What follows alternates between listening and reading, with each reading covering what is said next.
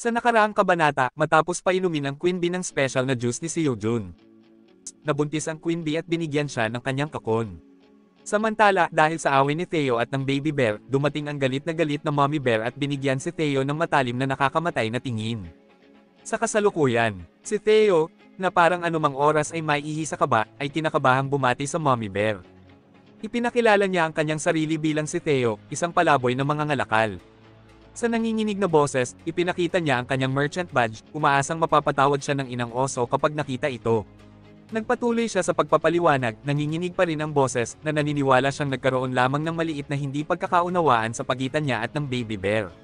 Gayunpaman, bilang tugon, umungol ng malakas ang mommy bear. Isang malakas na bagso ng hangin ang halos nagpabagsak kay Theo, na iniwang bahagya na lamang siyang nakatayo sa harap ng inang oso. Nang tumigil ang pag-ungol ng oso, natagpuan ni Theo ang sarili niyang nakaluhod. Si Seojun at ang iba pang mga kuneho ay tumabi kay Theo, hawak ang kanilang mga tainga dahil apektado pa rin sila ng dagendong ng oso. Napaluha si Theo, umiiyak sa takot habang taos pusong humihingi ng tawad. Nangako siyang hindi na sila mag-aaway ng baby bear at ipinahayag ang kanyang lubos na pagsisisi. Nang makita ang sitwasyong tila nawawalan ng kontrol, pumagitna si Seojun at sinubukang pakalmayan ang lahat. Ipinaliwanag niya na iyon ay isa lamang maliit na pagtatalo at walang seryosong nangyari. Hindi nasaktan ng anak ng oso, isa lamang itong hindi nakakapinsalang alitan. Samantala, si Theo, na nanginginig pa rin sa takot, ay nanatiling nakaluhod sa lupa.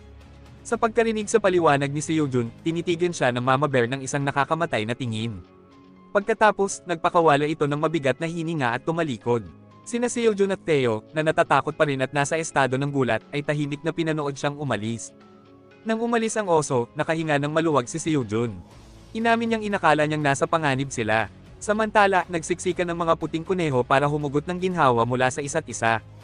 Habang umiiyak pa rin si Theo, naputol ang kanyang paghikbi dahil sa mga sinok. Nang makita siya sa ganitong estado, naging mapagmalasakit ang tono ni Seojun. Hinawakan niya si Theo at tinanong kung ayos lang ito, hinimok siyang kumalma dahil wala na ang mama bear. Dahan-dahang pinunasan ni Theo ang kanyang mga luha at nagawang magpasalamat kay Seojun, kahit na tila nagpipilit siyang magsalita tulad ng isang bata. Pagkatapos, maingat na hinawakan ni Seojun si Theo at inilagay ito sa kanyang kandungan, yakap-yakap na parang isang sanggol. Taos puso siyang humingi ng tawad at nagpahayag ng panghihinayang, kung naipaalam lang niya kay Theo ang tungkol sa mama bear, maaaring naiwasan nila ang nakakatakot na sitwasyong ito. Ngunit si Theo ay patuloy pa ring umiiyak, ang kanyang mga hikbi ay sinasabayan ng walang tigil na pagsinok, habang tinatakpan niya ang kanyang mga mata gamit ang kanyang mga paa. Umupo ang iba pang mga kuneho sa tabi ni Theo, pinapanood siya ng may malungkot na ekspresyon. Upang aliwin siya, sinimulan siyang dilaan ng warrior rabbit. Nagulat si Theo sa hindi inaasahang ginhawa at agad na tumigil sa pag-iyak. Kasunod nito, sumama rin ang iba pang mga kuneho, dinilaan at kiniliti nila si Theo. Dahan-dahang hamupo ang kanyang mga hikbi hanggang sa tuluyan siyang tumigil sa pag-iyak. Dahil sa kilati, napahagikgik na lamang siya. Mula sa malayo, pinagmamasdan ng baby bear ang masayang tagpong ito. Nakita niya kung paano dinidilaan at kinikiliti ng mga kuneho si Theo, kaya natawa siya ng malakas. Malinaw na lahat sila ay nagkakaroon ng kahangahangang oras. Gayunpaman, habang patuloy na nakatingin ang baby bear sa masayang eksenang iyon, bigla siyang nakaramdam ng lungkot na bumalot sa kanya. Unti-unti niyang ibinaba ang ulo at ang kanyang mga mata ay napuno ng pangungulila. Dahil hindi niya matiis na makitang malungkot si Theo, lumapit siya kay Seojun. Sa isang banayad at maingat na kilos, sinimulan din niyang dilaan si Theo, isang tahimik na paraan ng paghingi ng tawad sa pagtawag niya sa kanyang ina kanina na siyang labis na ikinatakot ni Theo.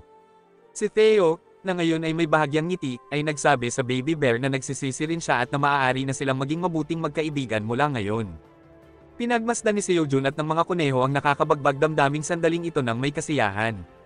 Gayunpaman, magalang na hiniling ni Theo sa baby bear na huwag kainin ang kanyang treat, ipinaliwanag niyang napakahirap hanapin ito. Nauunawaan naman ng baby bear ang kahalagahan nito, kaya pumayag siya.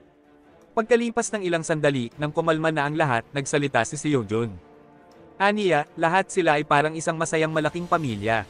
Habang sinasabi niya ito, nagsimulang humikab ang mga kuneho at isa-isang umupo sa kanyang kandungan at balikat. Samantala, humiga si Theo sa kamay ni Seojun, habang si Seojun naman ay komportableng umupo sa kandungan ng baby bear. Magkasama silang lahat na humikab, inaantok habang dahan-dahang ipinikit ang kanilang mga mata, handang yakapin ng isang mapayapang pahinga. Ngunit, dahil sa naganap na kaguluhan, lumabas ang mag-asawang kuneho mula sa kanilang kuweba. Pagkatapos, napansin ng asawang kuneho ang straw hat na dinala ni Theo para kay Seojun mula sa lottery shop sa lupa. Masaya niyang kinuha ito mula sa pouch ni Theo, at itinuro ng inang kuneho si Seojun gamit ang kanyang mga daliri. Habang nagmamasid, nakita nila si Seojun at ang kanyang mga kasama na natutulog na parang mga bagong silang na sanggol. Si Seojun ay nakapatong sa baby bear, habang si Theo naman ay nakahiga sa kanyang kandungan. Ang warrior rabbit ay nakadapo sa balikat ni Seojun, at isa pang puting kuneho ay nakahanap ng komportableng pwesto sa tiyan ng baby bear. May ibinulong ang isang kuneho sa asawang kuneho, kaya marahan niyang inilagay ang straw hat sa ulo ni Seojun. Pinrotektahan nito ang kanyang mukha mula sa direktang sikat ng araw. Habang natutulog siya na may sombrero sa kanyang mukha, isang mainit na ngiti ang sumilay sa kanyang mga labi. Ang eksena ay lumilipat sa ibang dimensyon, isang malagalaksi na kalawakan kung saan matatagpuan ang isang palasyong lumulutang sa gitna ng makinang na liwanag. Habang papalapit, nasasaksihan natin ang apat na napakalaking itim na dragon na nakapalibot sa isang kristal na naglalabas ng matinding liwanag, habang kumikislap ang mga kidlat sa paligid nila. Sa tabi ng kristal, may isang figurang mistulang tao. Sa masusing pagsisiyasat, natutuklasan natin ang pagkakakilanlan ng nilalang na ito, si Kaiser Fritoni, ang lolo ng tagapamahala ng Tore. Mukhang nahihirapan siyang manipulahin ang kristal, at bigla na lamang nawala ng kontrol ang kapangyarihan nito. Sa pagkabigo, sumigaw siya, nagtatanong kung bakit hindi nagbubukas ang portal patungo sa Tore. Mula sa likuran, isang mahinahong boses ang humihimok kay Kaiser na huminahon. Ito ay si Anton Fritoni, ang ama ng tagapamahala ng Tore. Ngunit sa halip na kumalma, lalo pang tumaas ang boses ni Kaiser. Ipinahayag niya ang kanyang matinding pagkadismaya dahil hindi niya makita ang kanyang apo, si Eileen, na nagkataong tagapamahala ng Tore. Sa ganitong napakahirap na sitwasyon, tila imposibleng manatili siyang kalmado. Ipinaliwanag niya na si Eileen ay hindi maganda ang kalagayan, dumaranas siya ng regular na mga seizure, at kamakailan lamang ay lalong lumala ang kanyang kondisyon. Upang makahanap ng lunas, naglakbay sila sa iba't ibang dimensyon at kalawakan. Sa wakas, natagpuan na nila ang lunas, ngunit ngayon, hindi na nila mabuksan ang portal pabalik sa Tore. Tinitigan ni Kaiser ang kristal, na nagsasabi na ang tanging paraan nila upang makabalik sa Tore ngayon ay umasa sa emergency system na inilagay nila roon. Ang sistemang ito ay maaaring puwersahang magbukas ng portal. Hanggang sa mangyari iyon, napadpad sila rito, ngunit hindi alam ang nangyayari kay Eileen. Pagkatapos, sumagot si Anton ng may seryosong ekspresyon at ipinaliwanag na ang emergency portal ay magti-trigger lamang kapag nagkaroon ng seizure si Eileen. Tiniyak niya kay Kaiser na magandang balita ito dahil nangangahulugan itong kasalukuyang nasa maayos na kalagayan si Eileen. Muli niyang inimok si Kaiser na huminahon, pinanatili ang kanyang paniniwala na tiyak na makakahanap sila ng ibang paraan upang makapasok sa Tore. Samantala, nagsasalita ang malalaking itim na dragon na nakikinig sa kanila. Ipinahayag nila ang kanilang pagkaunawa sa damdamin ni Kaiser.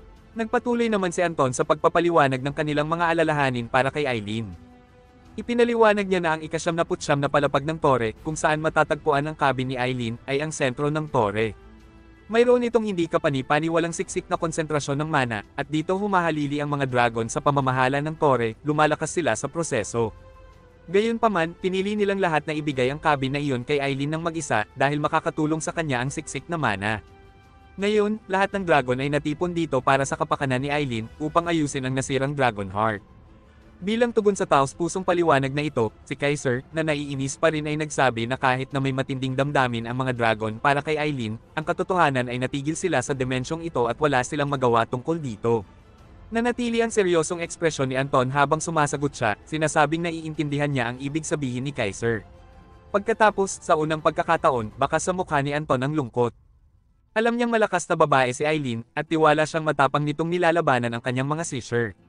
Si Kaiser, na nakikinig ng may seryosong ekspresyon, ay tumugon, sinasabing kung sinasabi ni Anton na kalmado siya, dapat niyang patunayan ito sa pamamagitan ng kanyang mga kilos.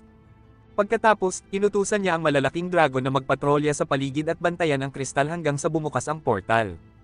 Agad namang lumipad ang malalaking itim na dragon. Ngayon, habang nakatingin sa itaas, tinanong ni Anton si Kaiser kung may magandang nangyari kay Eileen dahil lumagpas na siya sa inaasahang petsa ng kanyang mga seizure. Pareho nilang tinitigan ang kristal, umaasa para sa kapakanan ni Eileen. Gayunpaman, hindi maiwasan ni Kaiser na mag-alala kung nakakakuha ba si Eileen ng sapat na pagkain sa ika-79 na palapag dahil limitado ang supply doon. Samantala, si Eileen, ang tagapamahala ng Tore, ay ninanamnam ang matatamis at makatas na cherries na ibinigay ni Seojun. Komportable siyang nakaupo sa isang sopa, may hawak na libro, at ninanamnam ang sandali. Sa tabi niya, isang balde na gawa sa dahon ng sibuyas ang napuno hanggang sa labi ng mga cherry tomato. May pilyong ngiti sa labi, hinawakan ng tower manager ang isang cherry tomato at nagkomento sa lasa nito. Iniisip niya kung lalo pa itong naging malasa matapos tumaas ang rango nito mula E hanggang D, kailangan niyang punuin ang kanyang bibig ng isang bungkos ng cherry tomatoes upang maranasan ang tamis nito.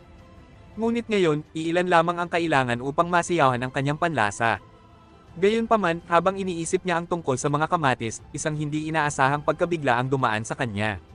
Sa gulat, nalaglag niya ang cherry tomato na kanina pa niya balak kainin, at baka sa kanyang mukha ang pagtataka. Pagkatapos, marahan niyang hinawakan ang kanyang dibdib, hindi maitagong naguguluhan. Sa mahinang tinig, isiniwalat niya na ang kanyang dragon na puso ay hindi kailanman tumibok mula noong araw ng kanyang kapanganakan. Gayunpaman, ilang sandali lang ang nakalipas, may nangyaring hindi kapanipaniwala. Sa loob ng isang maikling segundo, nagsimulang tumibok ang kanyang puso. Hindi lang iyon, na-absorb din nito ang mana ng ilang sandali. Ang hindi inaasahang pangyayaring ito ay nag-iwan sa kanya ng malalim na pag-iisip. Paano naging posible ang ganoong bagay? Sa loob ng kanyang buong 200 taong pag-iral, nagdusa siya mula sa isang mahiwagang sakit mula pa noong kanyang kapanganakan na naging dahilan ng hindi pagtibok ng kanyang puso. Ayon sa kanyang kapalaran, dapat ay nakararanas siya ng mga seizure at malapit nang magwakas ang kanyang buhay. Gayunpaman, sa kanyang lubos na pagkamangha, siya ay ganap na maayos. Natagpuan niya ang sarili sa isang estado ng pagkalito. Pagkatapos, isang matinding realisasyon ang tumama sa kanya na parang kidlat. Ibinaba niya ang kanyang tingin sa balde na puno ng mga espesyal na sereso ni Seojun. Kumuha siya ng isang dakot at pinagmasdan ng mga ito ng mabuti. Noon niya natuklasan ng isang nakatagong kakayahan, ang pagkonsumo ng mga cherry na ito ay bahagyang nagpapataas ng mana ng isang tao. Hindi napigilan ni Aileen ang kanyang tuwa. Mabilis niyang kinain ang mga cherry. Hindi lang dahil sa hindi kapani-paniwalang sarap ng lasa ng mga ito, kundi dahil hindi niya inaasahang taglay rin ng mga ito ang kapangyarihang gisingin ang natutulog na puso ng dragon. Pagkatapos, isang pilyong ngiti ang gumuhit sa kanyang mga labi habang binibigkas niya ang mga salitang, ang dakilang itim na dragon, si Aileen Freitani, na 200 taong gulang, ay sa wakas nakahanap ng taong gusto niyang protektahan. Kahit saglit lamang, nagsimulang tumibok ang kanyang puso. Ngayon, determinado siyang gawin ang lahat upang protektahan si Seojun. Ipinikit niya ang kanyang mga mata at may pagmamalaking inilagay ang kanyang mga kamay sa bowl ang kristal. Idineklara niya na si Seojun, ang boss ng proyekto at ang pinakahuling master nito, ang tanging maaaring manatili sa kanya, ang taong may buong tiwala. Ang kakayahang sirain ng isang tao ay maaaring malampasan ng kapangyarihan ng isang dragon. Gayunpaman, hindi ito magiging madali, sapagkat kung may isang hari, nakuha na niya ang prinsesa para sa kanyang sarili. Hindi niya mapoprotektahan si Seojun. Magagamit lamang niya ang kanyang kapangyarihan upang protektahan ang sarili niya mula sa mga potensyal na panganib. Medyo disoriented pa rin, nalito si Seojun kung aling item ang tinutukoy ng tower manager. Saka lamang niya napansin ang straw hat na nasa kanyang ulo. Samantala, ang lahat ng kanyang mga kasamang hayop ay mahimbing na natutulog. Ang asawang kuneho lamang ang nagising at kinusat pa ang kanyang mga mata sa pagkalito. Hawak ang straw hat sa kanyang mga kamay, hindi maiwasan ni Seojun na magtaka kung paano at bakit ito napunta sa kanyang ulo.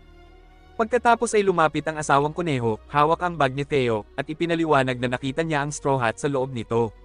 Upang maprotektahan ang mukha ni Seojun mula sa direktang sikat ng araw, inilagay niya ito sa kanyang ulo. Nagsimulang mag-isip si Seojun kung si Theo nga ba ang nagdala ng item na ito. Ngunit sa mahimbing na pagtulog ni Theo, nakapatong siya sa mga kamay ni Seojun, nakatakip pa sa kanyang mukha. Kinawag-kawag niya ang kanyang buntot at pumulupot, malinaw na ayaw pa niyang magising. Dahil wala nang ibang pagpipilian, magiliw na pinagalitan ni Seojun si Theo dahil sa sobrang pagkahumaling nito sa pagtulog. Marahan niyang inilagay si Theo sa malambot at mabalahibong tiyan ng baby bear na nagpapahintulot dito na ipagpatuloy ang mapayapang pagkakatulog. Maingat na hinawakan ni Seojun ang straw hat sa kanyang kamay at nagpas siyang tingnan ang status window nito. Ang pangalan ng straw hat ay Farmer Straw Hat, at tila hindi ito espesyal. Ninarkahan ito ng ranggong D. Ang nakatawag ng pansin ni Seojun ay ang maraming paghihigpit na nauugnay sa paggamit nito. Nangangailangan ito na ang nagsusuot ay nasa antas na higit sa 20 at may lakas at tibay na parehong lampas din sa 20. Nang makita ito, iminungkahi ng tagapamahala ng tore na suriin ni Seojun ang straw hat. Naalala ni Seojun kung paano niya tinaya ang punyal kanina, kaya tinanong niya kung tatayahin din ba niya ang sombrero sa parehong paraan. Kinumpirma ng tagapamahala ng tore na ganoon nga ang mangyayari. Sa pagtanggap ng sagot, inabot ni Seojun ang straw hat sa tagapamahala ng tore. Pagkaalis nito sa kamay niya, nawala ang straw hat at muling lumitaw sa kamay ng tagapamahala ng tore. Ipinagmamalaki nitong inilagay ang sombrero sa ibabaw ng mga aklat, naghahanda upang gamitin ang kanyang kakayahan sa pagtatasa. Sinimulan ng tagapamahala ng tore ang proseso ng pagtatasa. Ang kanyang mga mata ay kumislap sa malambot na asul na liwanag, habang isang katulad na asul na aura ang bumalot sa kanya. Kasabay nito, ang straw hat ay tila lumutang sa hangin, napapalibutan ng mahiwagang asul na liwanag. Sa pagtatapos ng pagtatasa, hindi napigilan ng tagapamahala ng tore ang matawa. Inamin niyang alam niyang espesyal ang sombrero, ngunit ang tunay na katangian nito ay lumampas sa kanyang inaasahan. Ngayon, bumalik siya kay Seojun. Inabisuhan ng system si Seojun na napagmasdan ng tagapamahala ng tore ang straw hat at lubos itong natuwa.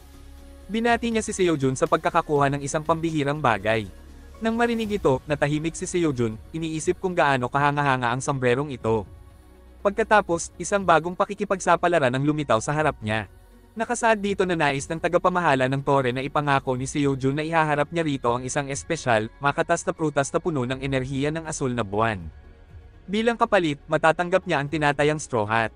Gayunpaman, may isang kondisyon, kung tatanggihan ni Seojun ang alok, mawawalan siya ng pagkakataong mabawi ang straw hat. Napaisip siya ng malalim at napagtantong ilang araw na lang bago sumapit ang asul na buwan. Naalala rin niyang pinalawak niya ang kanyang mga taniman, kaya't magkakaroon siya ng maraming makatas na prutas na puno ng enerhiya nito. Dahil dito, tila isang madaling gawain ang pagtupad sa pangako. Sa huli, tiniyak niya sa tagapamahala ng tore na ihahatid niya ang espesyal, puno ng enerhiya, at makatas na prutas gaya ng ipinangako. Pagkatapos, inalerto ng system si Seojun na nais ni Eileen Fritoni, ang tagapamahala ng tore, na gawing opisyal ang kanyang pangako. Ipinakilala niya ang kanyang sarili, binibigyang diin kung gaano kagalang-galang ang pakiramdam ni Seojun nang malaman niya ang kanyang pangalan. Gayunpaman, sa halong katatawanan, pabirong sinabi ni Seojun na hindi naman siya partikular na interesadong malaman ang kanyang pangalan sa unang lugar. Ang komentong ito ay tila ikinairita ng tagapamahala ng tore. Agad niyang tinanong si Seojun kung gusto ba nitong ibalik ang kanyang straw hat o hindi, lalo pang lumakas ang kanyang pananibik habang hinahampas niya ang kanyang mga paa sa sahig. Iginiit niya na darating ang araw na mapagtanto ni Seojun kung gaano siya kamaswerte na malaman ang kanyang pangalan. Nang mapansin ang pagkabalisa ng tagapamahala ng tore, mabilis na ginamit ni Seojun ang mas magalang na tono. Ipinahayag niya na talagang isang malaking karangalan ang malaman ang kanyang pangalan. Sa paggalang, itinaas niya ang kanyang kamay at iniabot ang kanyang pinky finger, taimtim na nangangakong ibibigay niya ang kanyang espesyal at makatas na prutas sa tagapamahala ng tore kapag inani niya ang mga ito sa susunod na asul na buwan. Kumikinang ang mga mata ng tagapamahala ng tore sa pinanibik habang siya ay tumugon. Binanggit niya na ito ang unang pangako ni Seojun sa kanya. Hindi lubos na naintindihan ni Seojun ang ibig niyang sabihin, ngunit nakita niya ang tagapamahala ng tore na nagtaas din ng kanyang pinky claw habang sinasabi, "Oo, ang ating unang pangako." Sa isang mapagmahal na ngiti, patuloy siyang tinitigan nito.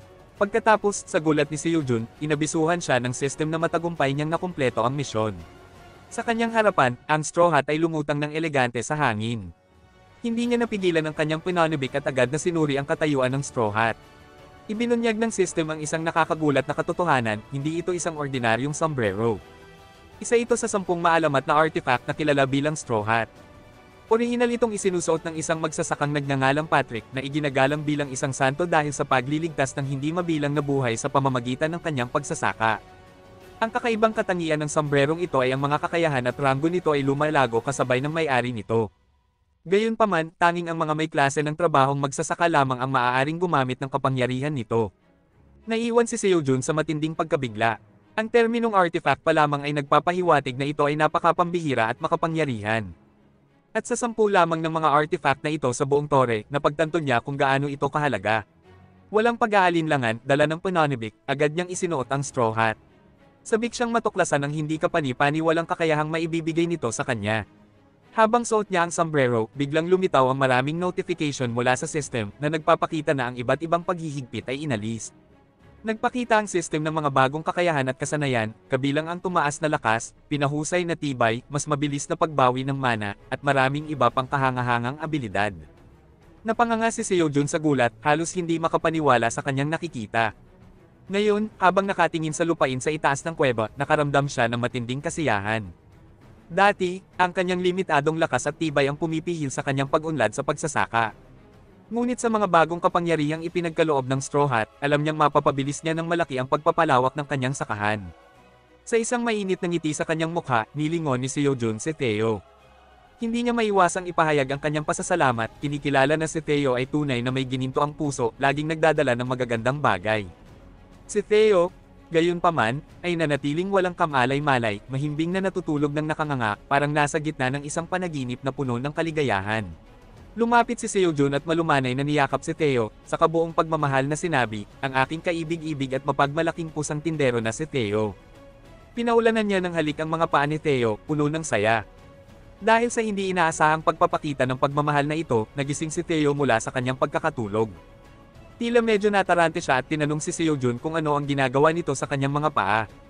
Sa medyo awkward na paraan, sinabi niyang hindi siya interesado sa mga lalaking tao. Biglang napatayo si Seojun, at kitang-kita sa kanyang boses ang pananabik habang sumisigaw, si Theo ay maaaring maging sales cat sa isang buong linggo. Nagulat si Theo sa hindi inaasahang alok na ito at hindi napihil ang ipahayag ang kanyang pagkagulat. Isang buong linggo, sa halip na 38 oras lang. Tanong niya, mapaglarong isinakay ni Seojun si Theo sa ere, ang kanyang mukha ay nagniningning sa kaligayahan. Kinumpirma niya ito ng may sigasig, sabay sabing, oo, at magiliw na tinawag si Theo bilang isang cute na bastard. Napukaw ng kaguluhan ang sanggol na oso, dahilan upang magising ang lahat ng kuneho mula sa kanilang pagkakatulog. Sa gitna ng masayang kapaligirang ito, hindi napigilan ni Theo ang kanyang kagalakan. Masaya niyang itinugon na hindi niya alam kung bakit siya nagkakaroon ng ganitong special treatment pero talagang masaya siya. Biglang nagbago ang eksena, at sa loob ng kuweba, umalangaw-ngaw ang sigaw ng asawang kuneho. Ito ay isang hindi mapag-aalinlangan na senyales, nanganak na ang asawang kuneho. Sa gitna ng tensyon ng sandaling ito, ang mabilog na kuneho ay tila hindi nabigla at kumagat sa isang stick. Gayunpaman ang itim na mandirigmang kuneho ay puno ng nerbiyos at nakahawak sa kanyang kamay at taimtim na nagdarasal. Si Seojun, sa kabilang banda, ay mukhang mas kinakabahan, nanginginig ang kanyang mga binti, at hindi niya mapigilan ang pagkamot sa kanyang mga ngipin habang nagpupumilit na magpatuloy. Pakiramdam niya ay dapat siyang magkaroon ng kontrol sa kanyang damdamin, ngunit nanatili pa rin ang kanyang pagkabalisa. Si Theo, na nakaupo sa kandungan ni Seojun, ay lalong naiirita sa patuloy na panginginig ng kanyang mga binti. Inis na hiniling ni Theo kay Seojun na itigil ang hindi mapakali nitong paggalaw, sabay pahayag na baka mabaliw siya kung hindi ito titigil. Napagtanto ni Seojun ang kanyang pagkabalisa at agad na humingi ng paumanhin. Ipinaliwanag niyang hindi niya mapigilan ang kanyang sarili dahil sa matinding nerbiyos. Lumipas ang panahon, ngunit wala pa ring balita mula sa asawang kuneho. Samantala, nakaupo ang mga sanggol na kuneho malapit sa pasukan ng kuweba, puno ng pag-aalala ang kanilang mga mata habang balisang nakatingin sa yungib kung saan nanatili ang mag-asawang kuneho. Biglang bumukas ang pasukan ng kuweba. Lahat ay nagmamadaling lumapit, dama ang matinding pananibik at pag-asa sa kanilang mga puso. Mula sa kuweba ay lumabas ang sickle rabbit, duyan-duyan ng tatlong kaibig-ibig na maliit na sanggol na kuneho. Ngunit hindi doon natapos ang mga sorpresa. Kasunod ng sickle rabbit, lumitaw ang asawang kuneho, hawak ang tatlo pang mahahalagang maliliit na sanggol. 6 na bagong sanggol na kuneho ang sumali sa lumalaking pamilya ni Seojun. Dahan-dahang inihiga ang mga sanggol sa isang kama na gawa sa mga dahon ng sibuyas, habang ang lahat ng kuneho ay bumuo ng isang bilog sa kanilang paligid, punong-puno ng init ang kanilang mga puso sa nasaksihan. Si Seojun, na may malasakit na ngiti, ay nagkomento na kailangan niyang maghanda ng masustansyang sopas para sa Mommy Rabbit upang matulungan itong mabawi ang lakas nito. Natuwa ang asawang kuneho sa maalalahaning kilos na ito. Napansin ni Seojun ang pag-aatubili ni Theo na lumapit sa mga batang kuneho, kaya hinimok niya ang kanyang mausisang kaibigang pusa na lumapit at tingnan sila. Si Theo, na may maalalahaning ekspresyon, ay nagsabi na ang mga batang kuneho ay talagang maliliit. Pumulakak si Seojun at ipinaliwanag na maliit sila dahil sila ay mga sanggol na nagdulot ng higit pang tawanan. Mula sa Chubby Rabbit at Warrior Rabbit, mapaglarong tinawag ni Seojun si Theo bilang Uncle Theo, na ikinagulat ni Theo. Sa isang mainit na ngiti, ipinaliwanag ni Seojun na ngayong isa na siyang tiyuhin, kailangan niyang alagaan ng mabuti ang mga batang kuneho at maging isang cool na tiyuhin. Ang ideyang ito ay nagpasigla kay Theo, kaya bigla niyang inabot ang ilalim ng kanyang kapa upang kunin ang kanyang mahalagang churro treat. Masaya niyang inalok ito sa mga batang kuneho, buong pagmamalaking idineklarang siya si Cool Uncle Theo at ibinigay sa kanila ang kanyang pinakamamahal na churro. Gayunpaman, hindi nasiyahan si Seojun sa ideyang iyon. Tumawa siya, kasabay ng iba pang mga kuneho, at ipinaliwanag na dahil napakabata pa ng mga sanggol, gatas lamang ng kanilang mommy ang maaari nilang inumin sa ngayon. Gayunpaman, mapanuksong inakusahan ni Seojun si Theo ng pagtatago ng churro treats mula sa kanya. Kinakabahan, ipinaliwanag ni Theo na inilalaan niya ang mga ito para sa mga emergency. Ngunit dahil ito ay isang masayang okasyon, nagpa siya si Seojun na palampasin na lang ito. Samantala, malayo sa kuweba, lumipat ang eksena para mas makitang mabuti ang waypoint na kristal. May nangyayaring nakakatakot, isang maitim na nilalang na may malalaking nagbabantang mga sungay at kumikinang na pulang mata ang namumuno sa isang kawan ng mga halimaw. Lahat ay nagtataglay ng mabangis na mga sungay at matipunong katawan, ang nakakatakot na nilalang na ito ay walang iba kundi ang amo ng ika-79 na palapag, si Demon King Ox. Nakatayo siya roon na may nakakatakot na aura, hawak ang isang napakalaking palakol sa labanan, at inutusan ang kanyang mga alipores na umatake sa paparating na asul na buwan, nangako sa kanila ng isang masigasig na piging para sa kanila. Samantala, pabalik sa kuweba, abala si Seojun sa pamimitas ng cherry tomatoes habang nilalaro naman ni Taeyo ang mga batang kuneho. Lahat ay masayang nag-e-enjoy sa araw na iyon, ganap na walang kamalay-malay sa paparating na panganib. Ngayon, salamat sa mahiwagang kakayahan ng Straw Hat, nagtamasa si Seojun ng malaking bonus sa ani. Nangako sa paparating na linggo ng 50% na pagtaas sa ani ng cherry tomato. Nakatayo sa tabi ng cherry tomato farm, namasdan ni Seojun ang kahangahangang epekto ng bonus na ito.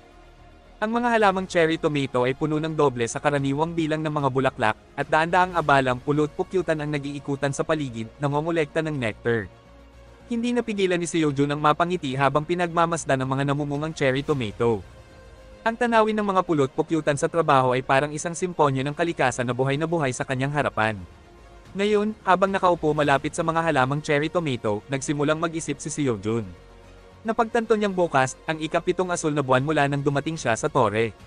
Naisip niya kung naghahanda na rin ang baby bear at ang ina nito para sa Blue Moon, marahil iyon ang dahilan kung bakit hindi sila nakapunta ngayon sa kuweba. Napagtanto rin ni Seojun na kailangan niyang pumasok sa trabaho at mabilis na maghanda para sa asul na buwan. Gayunpaman, nabaling ang kanyang atensyon sa kaguluhan ng mga bagong silang na kuneho. Tumalikod siya upang makita ang mga cute na batang kuneho na tumatakbo sa paligid. May bakas ng pag-aalala sa kanyang mukha habang sinusubukan niyang suluhin ang mga ito upang maiwasang masaktan. Nahuli ni Taeyo ang isa sa mga batang kuneho na kumakagat sa kalahating kinakain na isda. Agad niya itong pinagalitan at ipinaliwanag na ang isda ay marumi at hindi dapat kainin. Ngunit, syempre, hindi naintindihan ng mga sanggol na kuneho ang kanyang mga salita at ipinagpatuloy lamang ang kanilang inosenteng paggalugad. Maya-maya, ang mga batang kuneho ay nagtangkang lumapit sa apoy ng kampo, isa na namang potensyal na panganib. Mabilis na namagitan si Taeyo, sinandok ang isang maliit na kuneho, at inilayo ito sa apoy. Pagkatapos, inilagay niya ito sa kanyang kapwa habang ang iba pang mga batang kuneho ay abala sa pagkain. Dinala niya ito sa pinuno ng grupo ng mga kuneho at binalaan sila tungkol sa panganib ng apoy. Dahil sa frustration, tinipon ni Taeyo ang lahat ng sanggol na kuneho, hawak ang isa sa kanyang kamay, isa pa sa kanyang likod, at isa pa sa kabilang kamay, at dahan-daang pinagalitan sila. Binigyang diin niya na ang paligid nila ay masyadong mapanganib para sa maliliit na kuneho at kailangan nilang manatiling malapit kay Uncle Taeyo. Gayunpaman, sa kanilang inosenteng kaibig-ibig na paraan, nanatili silang walang kamalay-malay sa kanyang babala. Habang pinagmamasdan ang pagiging maalaga at mapagmalasakit ni Taeyo sa mga sanggol na kuneho, hindi napigilan ni Seojun ang mapangiti ng masigla. Hindi niya inaasahan na magiging ganoon kagaling na tagapag-alaga si Taeyo para sa maliliit. Habang patuloy na pinupulot ni Taeyo ang mga adventurous na sanggol na kuneho at inilalagay sila sa kanyang kapwa, nilapitan siya ni Seojun. Taglay ang tunay na pagmamahal sa kanyang boses, tinanong ni Seojun si Taeyo kung kumusta ang kalagayan niya bilang Uncle Taeyo sa mga batang kuneho at bilang isang sales cat. Medyo pagod sa lahat ng pag-aalaga sa mga baby rabbit, umamin si Taeyo na siya ay pagod na pagod. Samantala, tuwang-tuwa ang mag-inang kuneho habang pinapanood kung paano inaalagaan ni Taeyo ang kanilang mga sanggol. Ipinatong ni Taeyo ang kanyang kamay sa dibdib ng buong pagmamalaki at ipinahayag na, sa kabila ng pagod, lubos niyang tinatangkilik ang kanyang tungkulin bilang napaka-cool na Uncle Taeyo. Hindi napigilan ni Seojun ang bahagyang pagtawa sa naging tugon ni Taeyo. Habang siya ay tumalikod, masayang nag-thumbs up sa kanya ang mag-asawang kuneho bilang pagpasalamat. Sa tuwa, ibinalik ni Seojun ang thumbs up na may malaking ngiti, na nagpapahiwatig na matagumpay nilang naipasa kay Taeyo ang responsibilidad ng pag-aalaga sa mga batang kuneho, at sa wakas, napalaya na rin sila mula rito.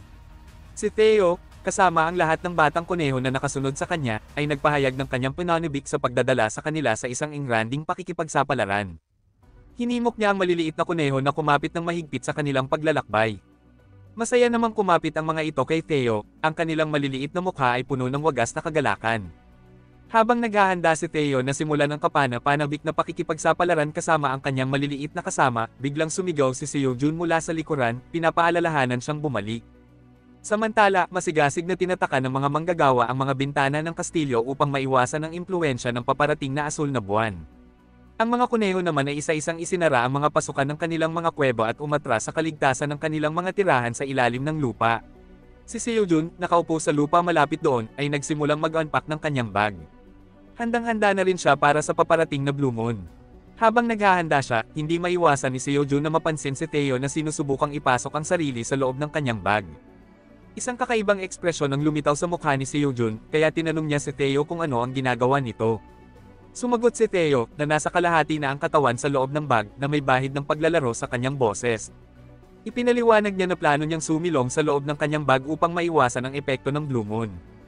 Dahil kamakailan lamang ay umangat siya bilang isang mas mataas na mid-level na merchant, lumaki rin ang loob ng kanyang bag. Ngayon, komportable na siyang magkasya rito, kaya magsisilbi itong kanlungan mula sa impluwensya ng buwan. Habang inaayos ni Taeyo ang sarili sa loob ng bag, nakikinig si Seojun ng may pagtataka. Nagpatuloy si Taeyo sa pagpapaliwanag na bagamat kapaki-pakinabang ang kanyang bag, hindi ito partikular na espesyal at halos kasing laki lamang ng isang simpleng tolda. Gayunpaman, idinagdag niya na ang ibang high-level na mga ngalakal ay may mga bag na kasing laki ng buong bahay. Nakinig si Seojun kay Taeyo ng may pagkamausisa, at pagkatapos ay nakaisip siya ng isang magandang ideya. Maingat niyang inilabas ang tukon ng Queen Bee mula sa kanyang bag at iniabot ito kay Taeyo, hiniling na panatilihin itong ligtas. Tinanggap ni Taeyo ang tukon na may halong pananibik at determinasyon, dahan-daang niyakap ang mahalagang bagay sa kanyang mabalahibong mga paa. Buong tapang niyang tiniyak kay Seojun na poprotektahan niya ito at nangakong hindi masisira kahit isang hibla. Ngumiti si Seojun, ipinapahayag ang kanyang tiwala sa kakayahan ni Taeyo. Habang dahan-daang umaakyat ang asul na buwan sa kalangitan, binabalot ng kakaibang bughaw na liwanag ang buong tanawin. Napatingala si Seojun, hindi maiwasang magtaka tungkol sa kalagayan ng sanggol na oso at ng ina nito sa gabing ito na puno ng hiwaga. Ngunit bago pa siya makapag-isip ng matagal, isang hindi inaasahang pangyayari ang biglang gumambala sa kanila. Nagsimulang manginig ang lupa sa ilalim nila. Mabilis na inilagay ni Seojun ang mga ear cup na gawa sa mga dahon ng sibuya sa kanyang mga tainga, habang baka sa kanyang mukha ang pag-aalala. Ang matinding panginginig ng lupa ay sinamahan ng papalakas na mga hiyaw na tumatago sa tahimik na gabi. Napakalakas ng tunog na tila nagbabanta itong lumunin si Seojun. Mahigpit niyang hinawakan ang kanyang mga tainga, natatakot na baka hindi niya kayanin ang matinding ingay. Tila may isang kakaiba at posibleng mapanganib na bagay na nagaganap sa labas ng kuweba. Matapos ang tila walang katapusang sandali, sa wakas ay tumigil ang nakakabinging ingay na nag-iwan kay Seojun sa kalituhan. Dahan-dahan siyang tumangala sa langit na para bang sinusubukang hanapin ang sagot sa misteryosong kaganapan. Ngunit hindi nagtagal, nabaling ang kanyang atensyon sa mga halamang cherry tomato. Sa nakakatakot na asul na liwanag ng buwan, ang mga cherry tomato ay sumailalim sa isang kapansin-pansing pagbabago. Naabsorb nila ang enerhiya ng buwan, kaya't nagkaroon ng makulay na lilang ng asul. Nagtaka si Seojun nang makita hindi lang isa, kundi maraming asul na cherry tomato na kumikinang sa liwanag ng buwan. Hindi niya maiwasang magtanong sa sarili kung sadyang napakatindi ng asul na buwan ang gabing iyon. Gayunpaman, hindi doon nagtapos ang mga sorpresa. Sa kanyang pagkamangha, napansin niya ang isang halaman ng mais na nakababad din sa enerhiya ng asul na buwan. Lalong nadagdagan ang kanyang pananibik habang pinag-iisipan niya ang hindi pangkaraniwang pangyayaring ito. Inisip niya na maaaring ang kakayahan ng Straw Hat na nagpapalakas ng ani ng 50% sa loob ng isang linggo, ang responsable sa mga hindi kapani-paniwalang pag-unlad na ito. Pagsapit ng umaga, si Taeyo ay unang nakipagsapalaran palabas ng kuweba. Matapos suriin ang lugar at tiyaking ligtas ito, ipinaalam niya kay Seojun na walang palatandaan ng panganib sa pasukan ng kuweba. Gamit ang lubid na gawa sa dahon ng sibuyas, sumunod si Seojun at lumabas ng kuweba. Gayunpaman, nagpahayag si Taeyo ng pagkabahala tungkol sa mga potensyal na panganib sa labas, lalo na matapos marinig ang nakakaligalig na hiyawan noong nakaraang gabi. Iminungkahi niyang maaaring mas ligtas na maghintay hanggang sa bumalik ang inang oso sa kuweba. Sa kabila nito, tiniyak siya ni Seojun na kailangan niyang imbestigahan kung ang mga nilalang na responsable sa malalakas na ingay ay nagdulot ng anumang pinsala sa kanilang sakahan. Mahigpit na kumapit si Taeyo sa mga binti ni Seojun, iginiit na sasamahan siya. Ngumiti si Seojun at, sa isang magalang na tono, nagpasalamat kay Taeyo, tinawag siyang Sales Cat Taeyo.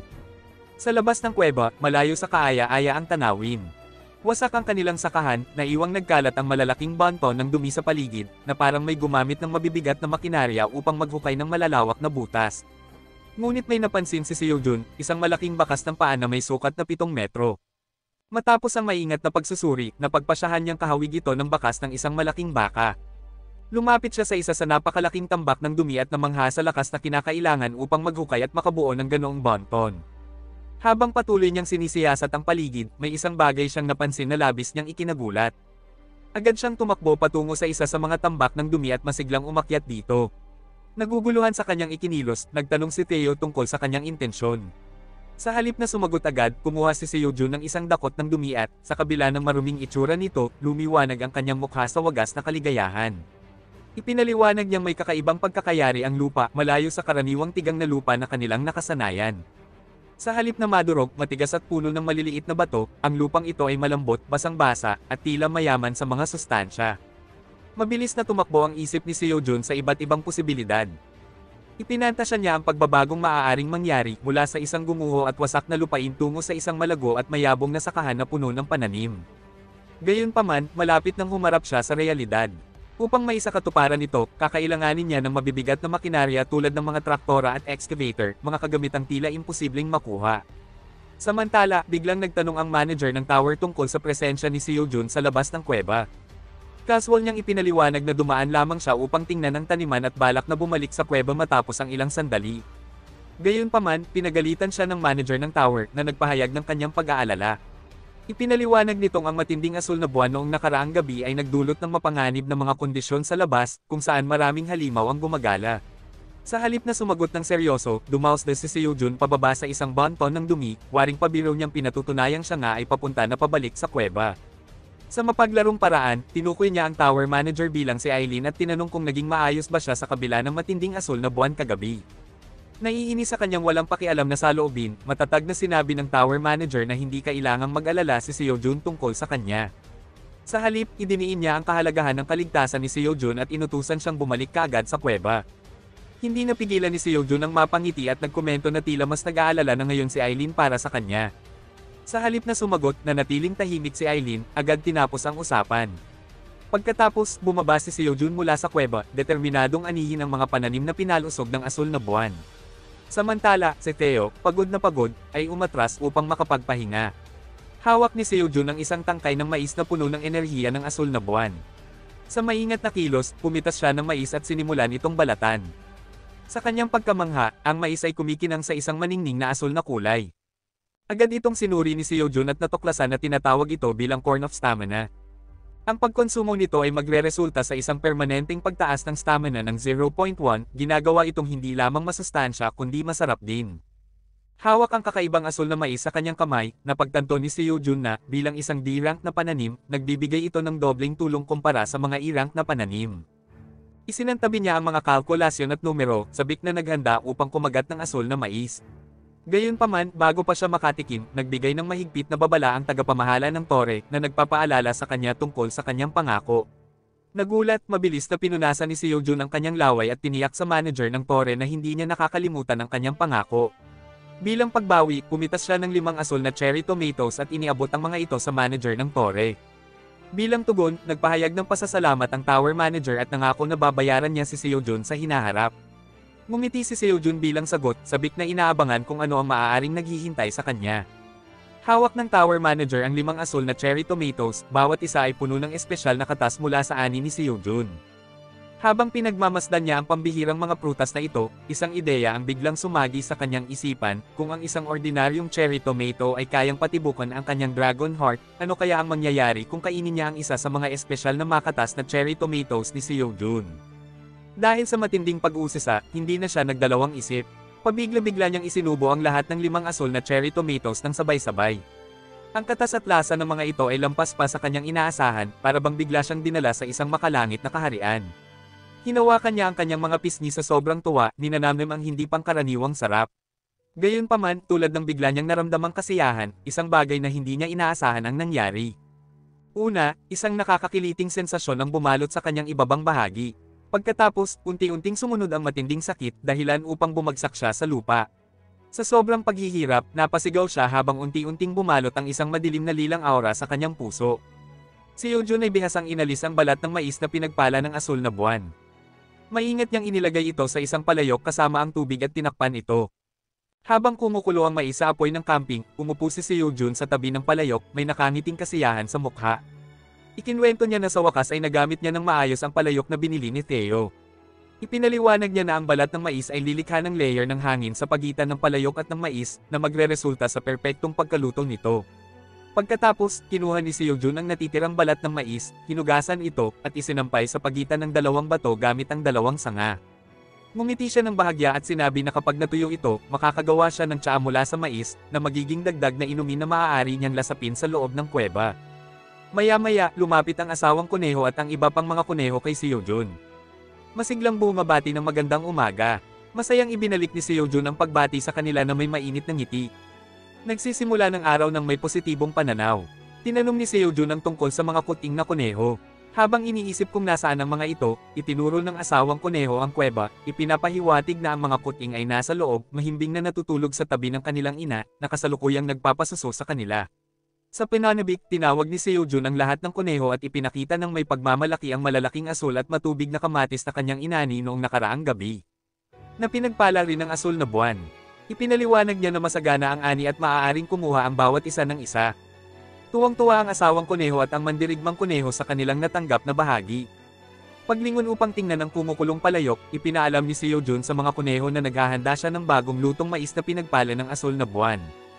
At maaari nila itong pagsaluhan kapag handa na. Masiglang inantabayanan ito ng mga kuneho. Samantala, hawak ang kanyang asul na kamatis, sinubukan ng asawang kuneho na ipahiwatig kay Seojun na nais niyang ibahagi ito sa kanya. Sa narinig, labis na natuwa si Seojun sa kilos na ito. At ngumiti, habang hinihimas ang asawang kuneho, ipinabot niya ang kanyang taos-pusong pasasalamat. Inaamin na palagi siyang inaalagaan nito. Masayang ikinawag ng asawang kuneho ang kanyang buntot bilang tugon. Sa kabilang banda, nakaramdam ng kaunting lungkot ang mandirigmang kuneho. Dahil tanging ang asawang kuneho lamang ang hinimas ni Seojun, samantalang ang matabang kuneho ay tila hindi nasiyahan. Namumula ang pisngi sa bahagyang pagkainis. Ngunit, lumingon si Seojun sa kanila at may ngiting sinabi, kung gugustuhin ko man kainin lahat ng asul na kamatis, hindi ko magagawa dahil pamilya tayo. Kaya naman, maghahanda tayo ng isang engranding piging. At maghahati-hati ng ating ani. Sa narinig, labis na natuwa ang mandirigmang kuneho. Habang ang matabang kuneho ay nagsimulang maglaway sa pananabik, nagbago ang eksena, at nakita natin ang reyna ng mga bubuyog kasama ang kanyang mga manggagawang bubuyog, masigasig na nangongolekta ng nectar. Dahan-dahang binuksan ni Seojun ang takip ng mainit na palayok, at agad na bumalot sa hangin ang matamis na halimuyak. Tinitigan niya ang mainit na asul na mais at napabulong kung gaano ito kasarap tingnan. Maingat niyang hinawakan ang mainit na mais, kahit pa ito ay napakainit. Hindi na siya nakapaghintay, kaya hinipan niya ito upang lumamig. Sa isip niya, dahil ito ay isang D-grade na ani na puno ng enerhiya ng asul na buwan, dapat ay mas lalo itong masarap. Matapos lumamig, masayang ngumiti si Seojun at inihanda ang sarili upang tikman ito sa unang pagkakataon. Sa tabi niya, ang lahat ng kuneho ay may hawak na tigi-isang asul na kamatis, masayang naghihintay ng kanilang bahagi. Ngunit ang matabang kuneho ay hindi na nakapigil at nilamon na ang isang buong asul na kamatis ng isang subo. Sa wakas, lahat ng kuneho ay nagsimulang kumain ng may kasiyahan, ninanamnam ang bawat matamis at masarap na kagat. Ang matabang kuneho, matapos maubos ang kanyang bahagi, ay napahawak sa kanyang bilugang tiyan. Biglang lumapit ang asawang kuneho kay Seojun, nakangiti at may hawak na dalawang asul na kamatis.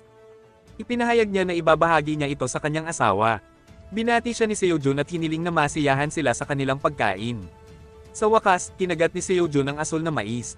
Tulad ng inaasahan niya, ito ay napakasarap, at nalasahan niya ang tamis sa bawat butil nito. Sa labis na kasiyahan, hindi na napigilan ni Seojun ang sarili at kinain ng mais na parang gutom na kuneho. Habang mas matagal niyang ninunguya, lalong sumasarap ito. Nabigla ang mga kuneho sa bilis ng pagkain niya, at ang ilan pa ay nagsimulang palakpakan siya. Pagkatapos, naglabas ng abiso ang sistema na busog ka sa stamina corn. Nadagdagan ng iyong stamina ng 0.1 ng permanente. Hawak ang natirang katawan ng mais, ipinahayag ni Seojun ang labis niyang tuwa sa sarap nito at kung paanong hindi niya napigilan ang sarili sa pagkain. Pagkatapos, itinapon niya ang katawan ng mais sa apoy, pinalinas ang kanyang mga kamay sa pamamagitan ng pagpalakpak, at idineklarang oras na upang anihin ang mais. Masayang nagdiwang ang mga kuneho. Handa na silang lahat upang simulan ang pag-aani. Habang nakatayo sa tabi ng isang punlaan ng mais, masusing sinuri ni Seojun ang ani, at napansin niyang perpektong hinog na ito at handa ng anihin. Maingat niyang pinitas ang isang mais, at nag-abiso muli ang sistema na kapag ani ka ng stamina corn. Nadagdagan ang iyong job experience, at nakakuha ka ng 20 XP. Masayang hawak ang mais, iniisip ni Seojun kung ano ang mga katangian nito at napagdesisyonan niyang suriin ito. Nagbigay ng impormasyon ng sistema. Corn of Stamina kapag kinain, babawasan nito ang 20 gramo ng taba at tataasan ng stamina ng 0.2 sa loob ng 10 minuto. Maaari itong stack hanggang 10 beses. Sa mga hindi awakened, ito rin ay nagpapabuti ng kalusugan at nagpapabata. Hawak ang mais, naisip ni Seojun kung gaano kasaya kung maibibigay niya ito sa kanyang ina. Naniniwala siyang mapapanatili nito ang kanyang kabataan. Napagpasyahan niyang sa susunod na pagbisita ni Theo, ipapadala niya ang ilan sa stamina corn at asul na kamatis para sa kanyang pamilya. Hindi patas kung siya lang ang makikinabang sa masarap na pagkain ito.